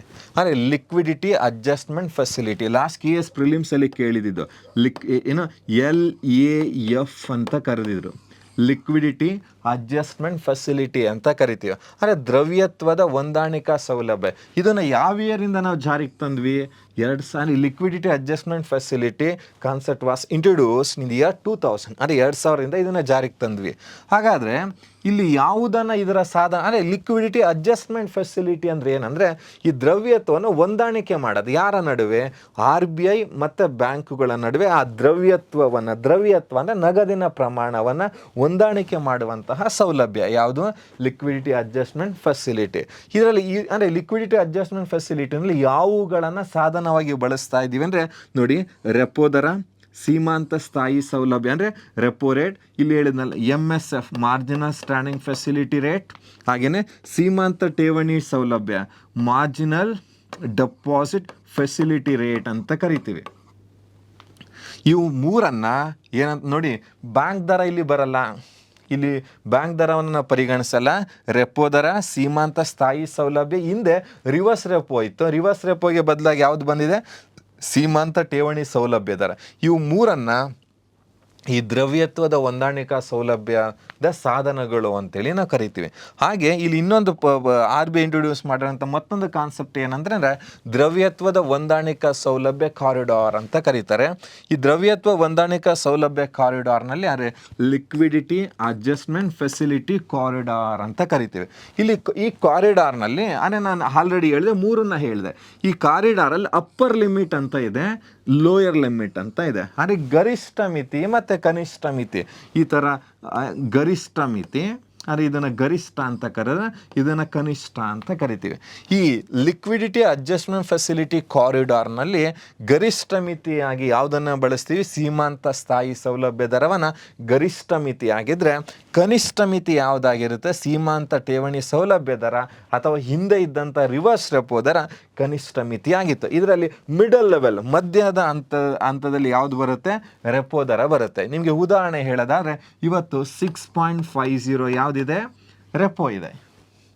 ಇದಕ್ಕಿಂತ ಅಪ್ ಮ್ಯಾಕ್ಸಿಮಮ್ ಎಷ್ಟಿದೆ, 6.75 ಯಾವುದಿದೆ, ಸೀಮಾಂತ ಸ್ಥಾಯಿ ಸೌಲಭ್ಯ 6.7. ಇದು ಅಪ್ಪರ್ ಲಿಮಿಟ್, ಗರಿಷ್ಠ ಮಿತಿ. ಇದು ಮಿಡಲ್ ಲಿಮಿಟ್. ಇನ್ನು ಲೋಯರ್ ಲಿಮಿಟ್ ಅಂದರೆ ನಿಮ್ಗೆ ಹೇಳಿದೆ, ಸೀಮಾಂತ ಠೇವಣಿ ಸೌಲಭ್ಯ ರೆಪೋ ದರಕ್ಕಿಂತ 0.25 ಕಡಿಮೆ ಇರುತ್ತೆ. ಎಷ್ಟಿದೆ, 6.25. ಇದು ಕನಿಷ್ಠ ಮಿತಿ ಆದರೆ ಇದು ಗರಿಷ್ಠ ಮಿತಿ. ಮಿಡಲ್ ಲೆವೆಲಲ್ಲಿ ಯಾವುದನ್ನು ನಾವು ಬಳಸ್ತೀವಿ, ರೆಪೋ ದರವನ್ನು ಮಿಡಲ್ ಲೆವೆಲಲ್ಲಿ ಬಳಸ್ತೀವಿ. ಈ ಮೂರು ಸಾಧನಗಳನ್ನು ಲಿಕ್ವಿಡಿಟಿ ಅಡ್ಜಸ್ಟ್ಮೆಂಟ್ ಫೆಸಿಲಿಟಿ ಅಂತ ಕರೆದ್ರೆ, ಆ ಕಾರಿಡಾರ್ನಲ್ಲಿ ಅಪ್ಪರ್ ಲಿಮಿಟ್ ಯಾವುದು, ಲೋಯರ್ ಲಿಮಿಟ್ ಯಾವುದು ಅಂತ ಕೇಳ್ತಾನೆ. ಆ ಕಾರಿಡಾರ್ನಲ್ಲಿ upper limit marginal standing facility ಅಂದರೆ ಸೀಮಾಂತ ಸ್ಥಾಯಿ ಸೌಲಭ್ಯ. ಲೋಯರ್ ಲಿಮಿಟ್ ಅಂದರೆ ಕನಿಷ್ಠ ಮಿತಿ ಯಾವುದಂದರೆ ಸೀಮಾಂತ ಠೇವಣಿ ಸೌಲಭ್ಯ ದರ. ಮಿಡಲಲ್ಲಿ ಯಾವುದು ಬರುತ್ತೆ, ರೆಪೋ ದರ ಅಂತ ಕರಿತೀವಿ. ಓಕೆ, ಇದನ್ನು ಲಿಕ್ವಿಡಿಟಿ ಅಡ್ಜಸ್ಟ್ಮೆಂಟ್ ಕಾರಿಡಾರ್ ಅಂತೇಳಿ ಕರಿತೀವಿ. ಇನ್ನು ನೆಕ್ಸ್ಟ್ ಒನ್ ನಾವು ನೋಡೋದಾದರೆ ಗುಣಾತ್ಮಕ ವಿಧಾನಗಳು. ಇವು ಗುಣಾತ್ಮಕ ವಿಧಾನಗಳು ಅಂತ ನಾವು ಕರಿತೀವಿ. ಇವು ಹೆಚ್ಚು ಪರಿಣಾಮಕಾರಿಯಾಗಿರಲ್ಲ, ಜಸ್ಟ್ ವಾಣಿಜ್ಯ ಬ್ಯಾಂಕ್ಗಳು ಸಾಲವನ್ನು ನಿಯಂತ್ರಿಸುವ ಸಾಧನಗಳಾಗಿ ಗುಣಾತ್ಮಕ ವಿಧಾನಗಳನ್ನು ನಾವು ಬಳಸ್ತೀವಿ. ಇವುಗಳನ್ನು ಪರೋಕ್ಷ ವಿಧಾನಗಳು ಅಂತಲೂ ಕರಿತೀವಿ ಮತ್ತು ಆಯ್ದ ಸಾಲ ನಿಯಂತ್ರಣ ವಿಧಾನಗಳು ಅಂತಲೂ ಕರಿತೀವಿ. ಇವನ್ನ ಪರೋಕ್ಷ ವಿಧಾನಗಳು ಅಥವಾ ಆಯ್ದ ಸಾಲ ನಿಯಂತ್ರಣ ವಿಧಾನಗಳು ಅಂತ ಕರಿತೀವಿ. ಈ ವಿಧಾನಗಳ ಒಟ್ಟಾರೆ ಉದ್ದೇಶ ಉತ್ಪಾದಕ ಉದ್ದೇಶಗಳಿಗೆ ಸಾಲವನ್ನು ಉತ್ತೇಜಿಸುವುದು ಮತ್ತು ಅನುತ್ಪಾದಕ ಉದ್ದೇಶಗಳಿಗೆ ಸಾಲವನ್ನು ನಿಯಂತ್ರಿಸುವುದು ಈ ಗುಣಾತ್ಮಕ ವಿಧಾನಗಳ ಪ್ರಮುಖ ಉದ್ದೇಶ ಆಗಿರುತ್ತೆ. ಇನ್ನು ಅದರಲ್ಲಿ ಯಾವ್ಯಾವ ಸಾಧನಗಳನ್ನು ಬಳಸ್ತೀವಿ ಅಂದರೆ ಹಂಚಿನ ಅಗತ್ಯತೆ ನಿರ್ಧಾರ, ಫಿಕ್ಸಿಂಗ್ ಮಾರ್ಜಿನ್ ರಿಕ್ವೈರ್ಮೆಂಟ್ ಅಂತ ನಾವು ಕರಿತೀವಿ. ಈಗ ನಾವು ಸಾಲವನ್ನು ಪಡಿಬೇಕು ಅಂದರೆ ಭದ್ರತೆಗಳು ಅಂತ ಇಡಬೇಕು. ಫಾರ್ ಎಕ್ಸಾಂಪಲ್, ಚಿನ್ನವನ್ನು, ಭೂಮಿಯನ್ನು, ಮನೆಯನ್ನು ಅಡವಾಗಿಟ್ಟು ನಾವು ಬ್ಯಾಂಕುಗಳಿಂದ ಸಾಲವನ್ನು ತರ್ತೀವಿ. ಈಗ ಚಿನ್ನದ ಮೌಲ್ಯ 1 ಲಕ್ಷ ಆಗಿದ್ರೆ 1 ಲಕ್ಷನೂ ಸಾಲ ಅಂತ ಕೊಡಲ್ಲ. ಆ 1 ಲಕ್ಷ ಮೌಲ್ಯವನ್ನು ಕೊಟ್ಟರೆ ನಮಗೆ 70,000ನೋ 75,000ನೋ ಸಾಲ ಕೊಡ್ತಾರೆ. ಆ ಗ್ಯಾಪ್ ಇದೆಯಲ್ಲ, ಆ ಸಾಲದ ಮೌಲ್ಯ ಮತ್ತು ಸಾಲವನ್ನು ಪಡೆಯುವ ಸಲುವಾಗಿ ನೀಡಿದ ಭದ್ರತೆಗಳ ಮೌಲ್ಯ, ಅವೆರಡರ ನಡುವಿನ ಅಂತರವನ್ನು ಹಂಚಿನ ಅಗತ್ಯತೆ ಅಂತ ಕರಿತೀವಿ. ಅದನ್ನು RBI ಫಿಕ್ಸ್ ಮಾಡುತ್ತೆ. ಅದನ್ನು ಜಾಸ್ತಿ ಮಾಡಿದ್ರೆ ಸಾಲ ಪಡೆಯುವ ಪ್ರಮಾಣ ಕಡಿಮೆ ಆಗುತ್ತೆ, ಆ ಮಾರ್ಜಿನನ್ನು ಕಡಿಮೆ ಮಾಡಿದ್ರೆ ಸಾಲ ಪಡೆಯುವಂಥ ಪ್ರಮಾಣ ಜಾಸ್ತಿ ಆಗುತ್ತೆ. ಇದು ಹೆಚ್ಚು ಪರಿಣಾಮಕಾರಿಯಾಗಿರೋದಿಲ್ಲ. ಇನ್ನು ಅನುಭೋಗಿ ಸಾಲ ನಿಯಂತ್ರಣ ಅಂದರೆ ಅತಿ ಪ್ರಸರಣದ ಸಂದರ್ಭದಲ್ಲಿ ಪ್ರಮುಖ ಸಮಸ್ಯೆ ಯಾವುದಾಗಿರುತ್ತೆ, ಅನುಭೋಗಿ ಸರಕುಗಳ ಬೆಲೆಗಳು ಜಾಸ್ತಿ ಆಗ್ತಿರ್ತವೆ. ಅವುಗಳನ್ನು ನಿಯಂತ್ರಣ ಮಾಡಲಿಕ್ಕೆ RBI ವಾಣಿಜ್ಯ ಬ್ಯಾಂಕುಗಳಿಗೆ ಗೈಡ್ಲೈನ್ಸನ್ನು ಕೊಟ್ಟು ಅನುಭೋಗಿ ಸಾಲವನ್ನು ನಿಯಂತ್ರಿಸಲು ಕ್ರಮ ಕೈಗೊಳ್ಳುತ್ತೆ. ಹಾಗೆ ವಾಣಿಜ್ಯ ಬ್ಯಾಂಕುಗಳಿಗೆ ನಿರ್ದೇಶನ ಕೊಡುತ್ತೆ. ಏನಂತ ನಿರ್ದೇಶನ ಕೊಡುತ್ತೆ, ಈಗ ಪ್ರಸ್ತುತ ಹಣದುಬ್ಬರ ಇದೆ, ಬೆಲೆಗಳೆಲ್ಲ ಅಧಿಕ ಆಗ್ತಿದ್ದಾವೆ, ಅದನ್ನು ನಿಯಂತ್ರಿಸುವ ಸಲುವಾಗಿ ನೀವು ಸಾಲ ಕೊಡೋ ಪ್ರಮಾಣವನ್ನು ಕಡಿಮೆ ಕಡಿಮೆ ಮಾಡಿ ಅನ್ನುವಂಥ ಡೈರೆಕ್ಷನ್ಸನ್ನು ಕೊಡುತ್ತೆ. Direction to commercial banks. Next ನೇರ ಕ್ರಮ, ಈ ನಿರ್ದೇಶನಗಳನ್ನು ಕೊಡುತ್ತೆ. ಯಾವ ನಿರ್ದೇಶನಗಳನ್ನು ಫಾಲೋ ಮಾಡಲಿಲ್ವೋ ಅವುಗಳ ಮೇಲೆ ಖುದ್ದು RBI ನೇರ ಕ್ರಮಗಳನ್ನು ಕೈಗೊಳ್ಳುತ್ತೆ. ಏನು ನೇರ ಕ್ರಮ? ಅವುಗಳ ಲೈಸೆನ್ಸನ್ನು ಕ್ಯಾನ್ಸಲ್ ಮಾಡೋದಿರ್ಬೋದು, ಇಲ್ಲ ನಿಮಗೆ ಸಾಲವನ್ನು ಕೊಡಲ್ಲ ಅಂತೇಳಿ ತಿರಸ್ಕಾರ ಮಾಡೋದಿರ್ಬೋದು. ಈ ಥರ ನೇರ ಕ್ರಮಗಳನ್ನು ಕೈಗೊಳ್ಳುತ್ತೆ. ಇದರ ಜೊತೆಗೆ ನೈತಿಕ ಸಲಹೆ, ಅಂದರೆ ವಾಣಿಜ್ಯ ಬ್ಯಾಂಕ್ಗಳಿಗೆ ನೈತಿಕವಾಗಿ ಸಲಹೆ ಕೊಡುತ್ತೆ. ಏನಂತ? ಸಾಲ ಕೊಡೋದನ್ನು ಕಡಿಮೆ ಮಾಡಿ, ಅದು ಮುಂದೆ ರಿಸ್ಕ್ ಆಗುತ್ತೆ, ನಾನ್ ಪರ್ಫಾರ್ಮಿಂಗ್ ಅಸೆಟ್ಟು ಜಾಸ್ತಿ ಆಗುತ್ತೆ ಅಂದರೆ ನೈತಿಕವಾಗಿ ಸಲಹೆಯನ್ನು ಕೊಡುತ್ತೆ. ಹಾಗೆಯೇ ಸಾಲ ಪಡಿತರ, ಅಂದರೆ ಇದೇ ಉದ್ದೇಶಕ್ಕೆ ಇಷ್ಟೇ ಪ್ರಮಾಣದ ಸಾಲವನ್ನು ಕೊಡಬೇಕು ಅನ್ನೋದನ್ನು ಸಾಲ ಪಡಿತರ ಅಂತ ಕರಿತೀವಿ. ಅಂದರೆ ಇದಕ್ಕಿಂತ ಜಾಸ್ತಿ ನೀವು ಸಾಲ ಕೊಡಬೇಡಿ ಅಂತೇಳಿ ನಿರ್ಬಂಧಗಳನ್ನು ವಿಧಿಸುತ್ತೆ. ಮತ್ತು ಇಷ್ಟೇ ಸಾಲವನ್ನು ಇದೇ ಉದ್ದೇಶಕ್ಕೆ ಕೊಡಿ ಅಂತೇಳಿ ನಿಯಂತ್ರಣವನ್ನು ಹೇರುತ್ತೆ. ಆ ರೀತಿ ನಿಯಂತ್ರಣವನ್ನೇ ಸಾಲ ಪಡಿತರ ಅಂತ ಕರಿತೀವಿ. ಇದ್ರ ಜೊತೆಗೆ ಪ್ರಚಾರ, ಅಂದರೆ ವ್ಯಾಪಕವಾಗಿ ಪ್ರಚಾರ ಮಾಡುತ್ತೆ. ಅತಿ ಪ್ರಸರಣ ಇದೆ, ನಾವೆಲ್ಲ ಸಾಲವನ್ನು ನಿಯಂತ್ರಣ ಮಾಡಬೇಕು, ಹಣದುಬ್ಬರವನ್ನು ನಿಯಂತ್ರಣ ಮಾಡಬೇಕು ಅಂತ ಪ್ರಚಾರವನ್ನು ಕೈಗೊಳ್ಳುತ್ತೆ. ಈ ಪ್ರಚಾರನ ಕೈಗೊಂಡು ಸಹ ಸಾಲ ಕೊಡುವಂಥ ಪ್ರಮಾಣನ ಕಡಿಮೆ ಮಾಡಿ ಅರ್ಥವ್ಯವಸ್ಥೆಯಲ್ಲಿ ಆರ್ಥಿಕ ಸ್ಥಿರತೆಯನ್ನು ತರಲಿಕ್ಕೆ ಪ್ರಯತ್ನ ಪಡುತ್ತೆ. ಯಾರು? RBI. ಇವಿಷ್ಟು ಕ್ರಮಗಳನ್ನು ಗುಣಾತ್ಮಕ ವಿಧಾನಗಳು ಅಂತ ಕರಿತೀವಿ. ಒಟ್ಟಾರೆ ಪರಿಮಾಣಾತ್ಮಕ ವಿಧಾನಗಳು ಮತ್ತು ಗುಣಾತ್ಮಕ ವಿಧಾನಗಳನ್ನು ಒಟ್ಟಾರೆಯಾಗಿ ನಾವೇನಂತ ಕರಿತೀವಿ? ಹಣಕಾಸು ನೀತಿಯ ಸಾಧನಗಳು ಅಂತ ಕರಿತೀವಿ. ಹಾಗಾದರೆ ಈ ಹಣಕಾಸು ನೀತಿಯಲ್ಲಿ ಈ ರೆಪೋ ದರವನ್ನು ಯಾರು ನಿರ್ಧರಿಸ್ತಾರೆ ಅನ್ನುವಂಥದ್ದು ಪ್ರಮುಖ ಪ್ರಶ್ನೆ ಆಗಿತ್ತು. ಈ ರೆಪೋ ದರವನ್ನು ಯಾರು ನಿರ್ಧಾರ ಮಾಡ್ತಾರೆ ರೆಪೋ ದರವನ್ನು? ಅಂದರೆ RBIನ ಗವರ್ನರು ನಿರ್ಧಾರ ಮಾಡ್ತಾ ಇದ್ರು. ಇಲ್ಲಿವರೆಗೂ ಯಾರು ನಿರ್ಧಾರ ಮಾಡ್ತಾ ಇದ್ರು? RBI ಗವರ್ನರ್ಗೆ ಅದನ್ನು ನಿಗದಿಪಡಿಸುವ ಏಕಸ್ವಾಮ್ಯ ಅಧಿಕಾರ ಇತ್ತು. ಆದರೆ 2014ರಲ್ಲಿ ಸರ್ಕಾರ ಒಂದು ಸಮಿತಿಯನ್ನು ನೇಮಕ ಮಾಡುತ್ತೆ. ಈ ಹಣಕಾಸು ನೀತಿಯ ಒಂದು ಸಾಮರ್ಥ್ಯವನ್ನು ಮತ್ತು ದಕ್ಷತೆಯನ್ನು ಹೆಚ್ಚಿಸಬೇಕು. ಹಾಗಾದ್ರೆ ಯಾವ ರೀತಿ ಹೆಚ್ಚಿಸಬೇಕು ಅನ್ನೋದನ್ನು ಕುರಿತು ನಮಗೆ ಸಲಹೆಯನ್ನು ಕೊಡಿ ಅಂತ ಹೇಳ್ಬಿಟ್ಟು 2013ರಲ್ಲಿ ಊರ್ಜಿತ್ ಪಟೇಲ್ ರವರ ಅಧ್ಯಕ್ಷತೆಯಲ್ಲಿ ಒಂದು ಸಮಿತಿಯನ್ನು ನೇಮಕ ಮಾಡ್ತು. ಆ ಸಮಿತಿ 2014ರಲ್ಲಿ ವರದಿಯನ್ನು ಕೊಡ್ತು. ಊರ್ಜಿತ್ ಪಟೇಲ್ ಸಮಿತಿ 2014ರಲ್ಲಿ ವರದಿಯನ್ನು ಕೊಡುತ್ತೆ. ಆ ವರದಿನಲ್ಲಿ ಹೇಳುತ್ತೆ, ಗವರ್ನರ್ಗೆ ಮಾತ್ರ ಆ ಅಧಿಕಾರ ಬೇಡ, ಆ ಗವರ್ನರ್ಗೆ ಬದಲಾಗಿ ಒಂದು ಸಮಿತಿಯನ್ನು ನೇಮಕ ಮಾಡಿ ಆ ಸಮಿತಿ ತೀರ್ಮಾನ ಕೈಗೊಳ್ಳಿ. ಯಾವುದನ್ನು? ಹಣಕಾಸು ನೀತಿಯ ಸಾಧನಗಳು ಹೇಗಿರಬೇಕು ಅನ್ನೋದನ್ನು ಗವರ್ನರ್ ಬೇಡ, ಗವರ್ನರ್ಗೆ ಬದಲಾಗಿ ಸಮಿತಿ ತೀರ್ಮಾನವನ್ನು ಕೈಗೊಳ್ಳಿ ಅನ್ನುವಂಥ ಸಮಿತಿನ ರಚನೆ ಮಾಡಿ ಅಂತ ಶಿಫಾರಸು ಮಾಡುತ್ತೆ. ಯಾರ ನೇತೃತ್ವದಲ್ಲಿರುತ್ತೆ ಆ ಸಮಿತಿ? ಊರ್ಜಿತ್ ಪಟೇಲ್ ರವರ ನೇತೃತ್ವದಲ್ಲಿರುತ್ತೆ. ಆ ಸಮಿತಿಯ ಶಿಫಾರಸ್ಸಿನ ಅಂದರೆ ಆ ಊರ್ಜಿತ್ ಪಟೇಲ್ ಸಮಿತಿಯ ಶಿಫಾರಸ್ಸಿನ ಆಧಾರದ ಮೇಲೆ ಭಾರತೀಯ ರಿಸರ್ವ್ ಬ್ಯಾಂಕ್ ಕಾಯ್ದೆಯ 45ZB ಪ್ರಕರಣಕ್ಕೆ ನಾವು ತಿದ್ದುಪಡಿಯನ್ನು ತರ್ತೀವಿ. ಯಾವ ವರ್ಷ ತಿದ್ದುಪಡಿಯನ್ನು ತರ್ತೀವಿ? 2016ರಲ್ಲಿ ತಿದ್ದುಪಡಿಯನ್ನು ತಂದು ತರುವ ಮೂಲಕ ಹಣಕಾಸು ನೀತಿ ಸಮಿತಿಯನ್ನು, ಅಂದರೆ ಮಾನಿಟರಿ ಪಾಲಿಸಿ ಕಮಿಟಿ ಅಂತ ಕರಿತೀವಿ, ಈ ಹಣಕಾಸು ನೀತಿ ಸಮಿತಿಯನ್ನು ರಚಿಸುವಂತೆ ಶಿಫಾರಸು ಮಾಡಿದಂಥ ಸಮಿತಿ ಯಾವುದು ಅಂದರೆ ಊರ್ಜಿತ್ ಪಟೇಲ್ ಕಮಿಟಿ. ಯಾವ ಪ್ರಕರಣಕ್ಕೆ ತಿದ್ದುಪಡಿಯನ್ನು ತಂದ್ವಿ? 45ZB. ಯಾವುದರಲ್ಲಿ? ಭಾರತೀಯ ರಿಸರ್ವ್ ಬ್ಯಾಂಕ್ ಕಾಯ್ದೆ 1934ರ 45ZB ಪ್ರಕರಣಕ್ಕೆ ತಿದ್ದುಪಡಿಯನ್ನು ತರುವ ಮೂಲಕ ಯಾವುದನ್ನು ರಚನೆ ಮಾಡಿದ್ದೀವಿ?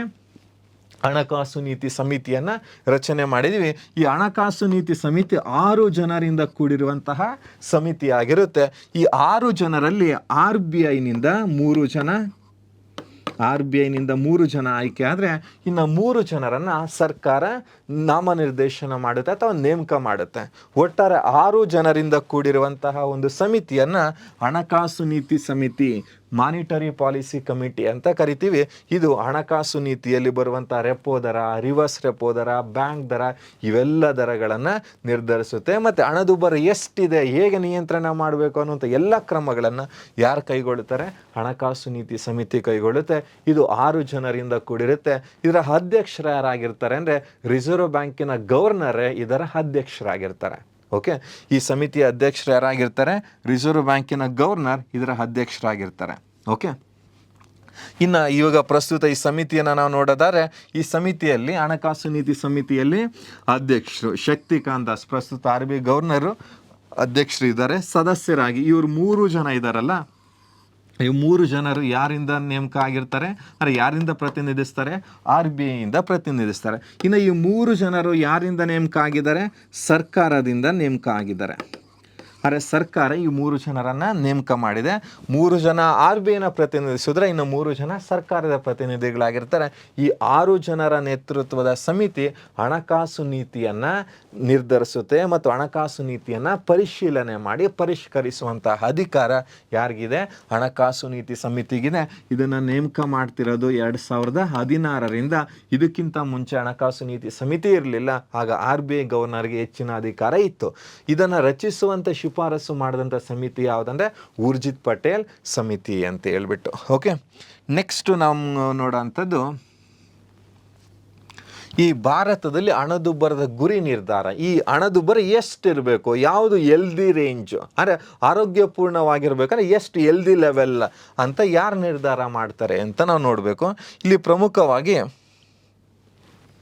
ಈ ಭಾರತದಲ್ಲಿ ಹಣದುಬ್ಬರ ಗುರಿಯನ್ನು ಯಾರು ನಿರ್ಧಾರ ಮಾಡ್ತಾರೆ ಅಂದರೆ ನೋಡಿ, ಭಾರತೀಯ ರಿಸರ್ವ್ ಬ್ಯಾಂಕ್ ಕಾಯ್ದೆ 1934ರ 45 ZA ಪ್ರಕಾರ, ಅಂದರೆ ZA ಪ್ರಕರಣದ ಪ್ರಕಾರ ಕೇಂದ್ರ ಸರ್ಕಾರ RBIನೊಂದಿಗೆ ಸಮಾಲೋಚನೆ ಮಾಡಿ, ಅಂದರೆ ನಿರ್ಧಾರ ಮಾಡೋದು ಕೇಂದ್ರ ಸರ್ಕಾರ. ಯಾವ ಕಾಯ್ದೆ ಅನ್ವಯ? ಭಾರತೀಯ ರಿಸರ್ವ್ ಬ್ಯಾಂಕ್ ಕಾಯ್ದೆ 1934ರ 45 ZA ಪ್ರಕರಣದ ಪ್ರಕಾರ ಈ ಕೇಂದ್ರ ಸರ್ಕಾರ RBIನೊಂದಿಗೆ ಸಮಾಲೋಚಿಸಿ ಹಣದುಬ್ಬರದ ಗುರಿಯನ್ನು ನಿಗದಿಪಡಿಸುತ್ತೆ.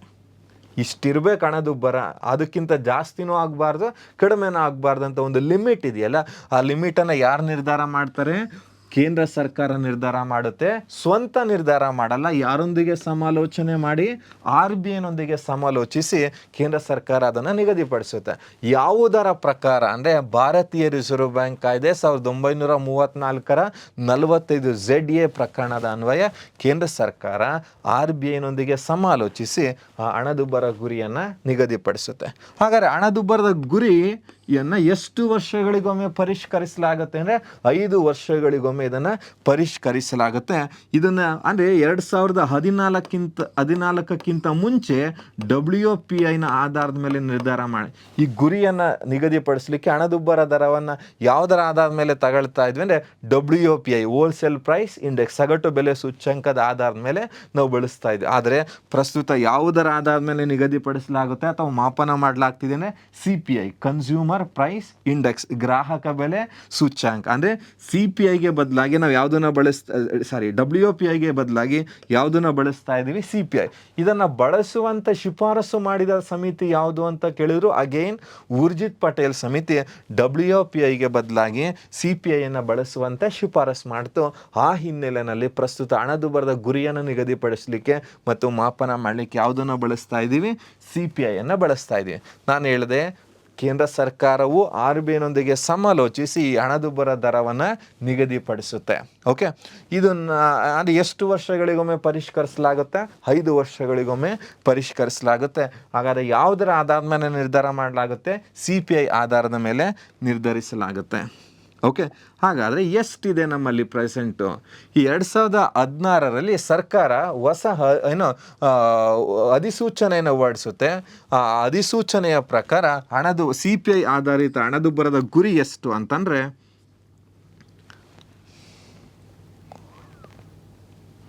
CPI ಆಧಾರಿತ ಹಣದುಬ್ಬರದ ಗುರಿ ಎಷ್ಟಿತ್ತು ಅಂತಂದರೆ 4%. ಅಂದರೆ ಹಣದುಬ್ಬರ 4% ಇರಬೇಕು ಅಂತ ಗುರಿಯನ್ನು ನಿಗದಿಪಡಿಸುತ್ತೆ. ಅದರ ಜೊತೆಗೆ ಗರಿಷ್ಠ ಮಿತಿ 6, ಅಂದರೆ ಟಾಲರೆನ್ಸ್ ಲೆವೆಲ್ ಅಂತ ಕರಿತೀವಿ. ಅಂದರೆ 4 ಅಂತ ನಿಗದಿಪಡಿಸೋದೆ ವಿತ್ +or-2 4% ವಿತ್ +or-2 ಅಂತ ಹೇಳುತ್ತೆ. ಅಂದರೆ 4% ನಮ್ಮ ಗುರಿ, 2 ಪ್ಲಸ್ ಆದರೂ ಓಕೆ, 2 ಮೈನಸ್ ಆದರೂ ಓಕೆ. ಅಂದರೆ ಗರಿಷ್ಠ ಮಿತಿ 6%, ಅಂದರೆ 6ಕ್ಕಿಂತ ಮೀರುವಂತಿಲ್ಲ. ಕನಿಷ್ಠ ಮಿತಿ 2%. ಇವೆರಡರ ನಡುವೆ ಹಣದುಬ್ಬರವನ್ನು ನಿಯಂತ್ರಣ ಮಾಡಬೇಕು ಅನ್ನುವಂಥದ್ದು ಇವತ್ತು ಸರ್ಕಾರ ಹೊರಡಿಸಿರುವಂಥ ಅಧಿಸೂಚನೆಯ ಗುರಿ. ಯಾವಾಗ ಇದನ್ನು ಹೊರಡಿಸಿದ್ದು? 2016ರಲ್ಲಿ ಈ ಅಧಿಸೂಚನೆಯನ್ನು ಹೊರಡಿಸುತ್ತೆ. ಈ ಅಧಿಸೂಚನೆ ಅಂದರೆ ಈ ಮಿತಿಯನ್ನು 2016 ಆಗಸ್ಟ್ 16ರಿಂದ 2021 ಆಗಸ್ಟ್ 16ರಿಂದ 2021 ಮಾರ್ಚ್ 31ರವರೆಗೆ ಈ ಮಿತಿಯ ಅಳವಡಿಸಿಕೊಂಡು. ಹಾಗಾದ್ರೆ ಯಾವಾಗ ಈ 5 ವರ್ಷ ಮುಕ್ತಾಯಗೊಳ್ತು ನಿಗದಿಪಡಿಸಿದ್ದು ಅಂದರೆ 2021 ಮಾರ್ಚ್ 31ಕ್ಕೆ ಕಂಪ್ಲೀಟ್ ಆಯಿತು.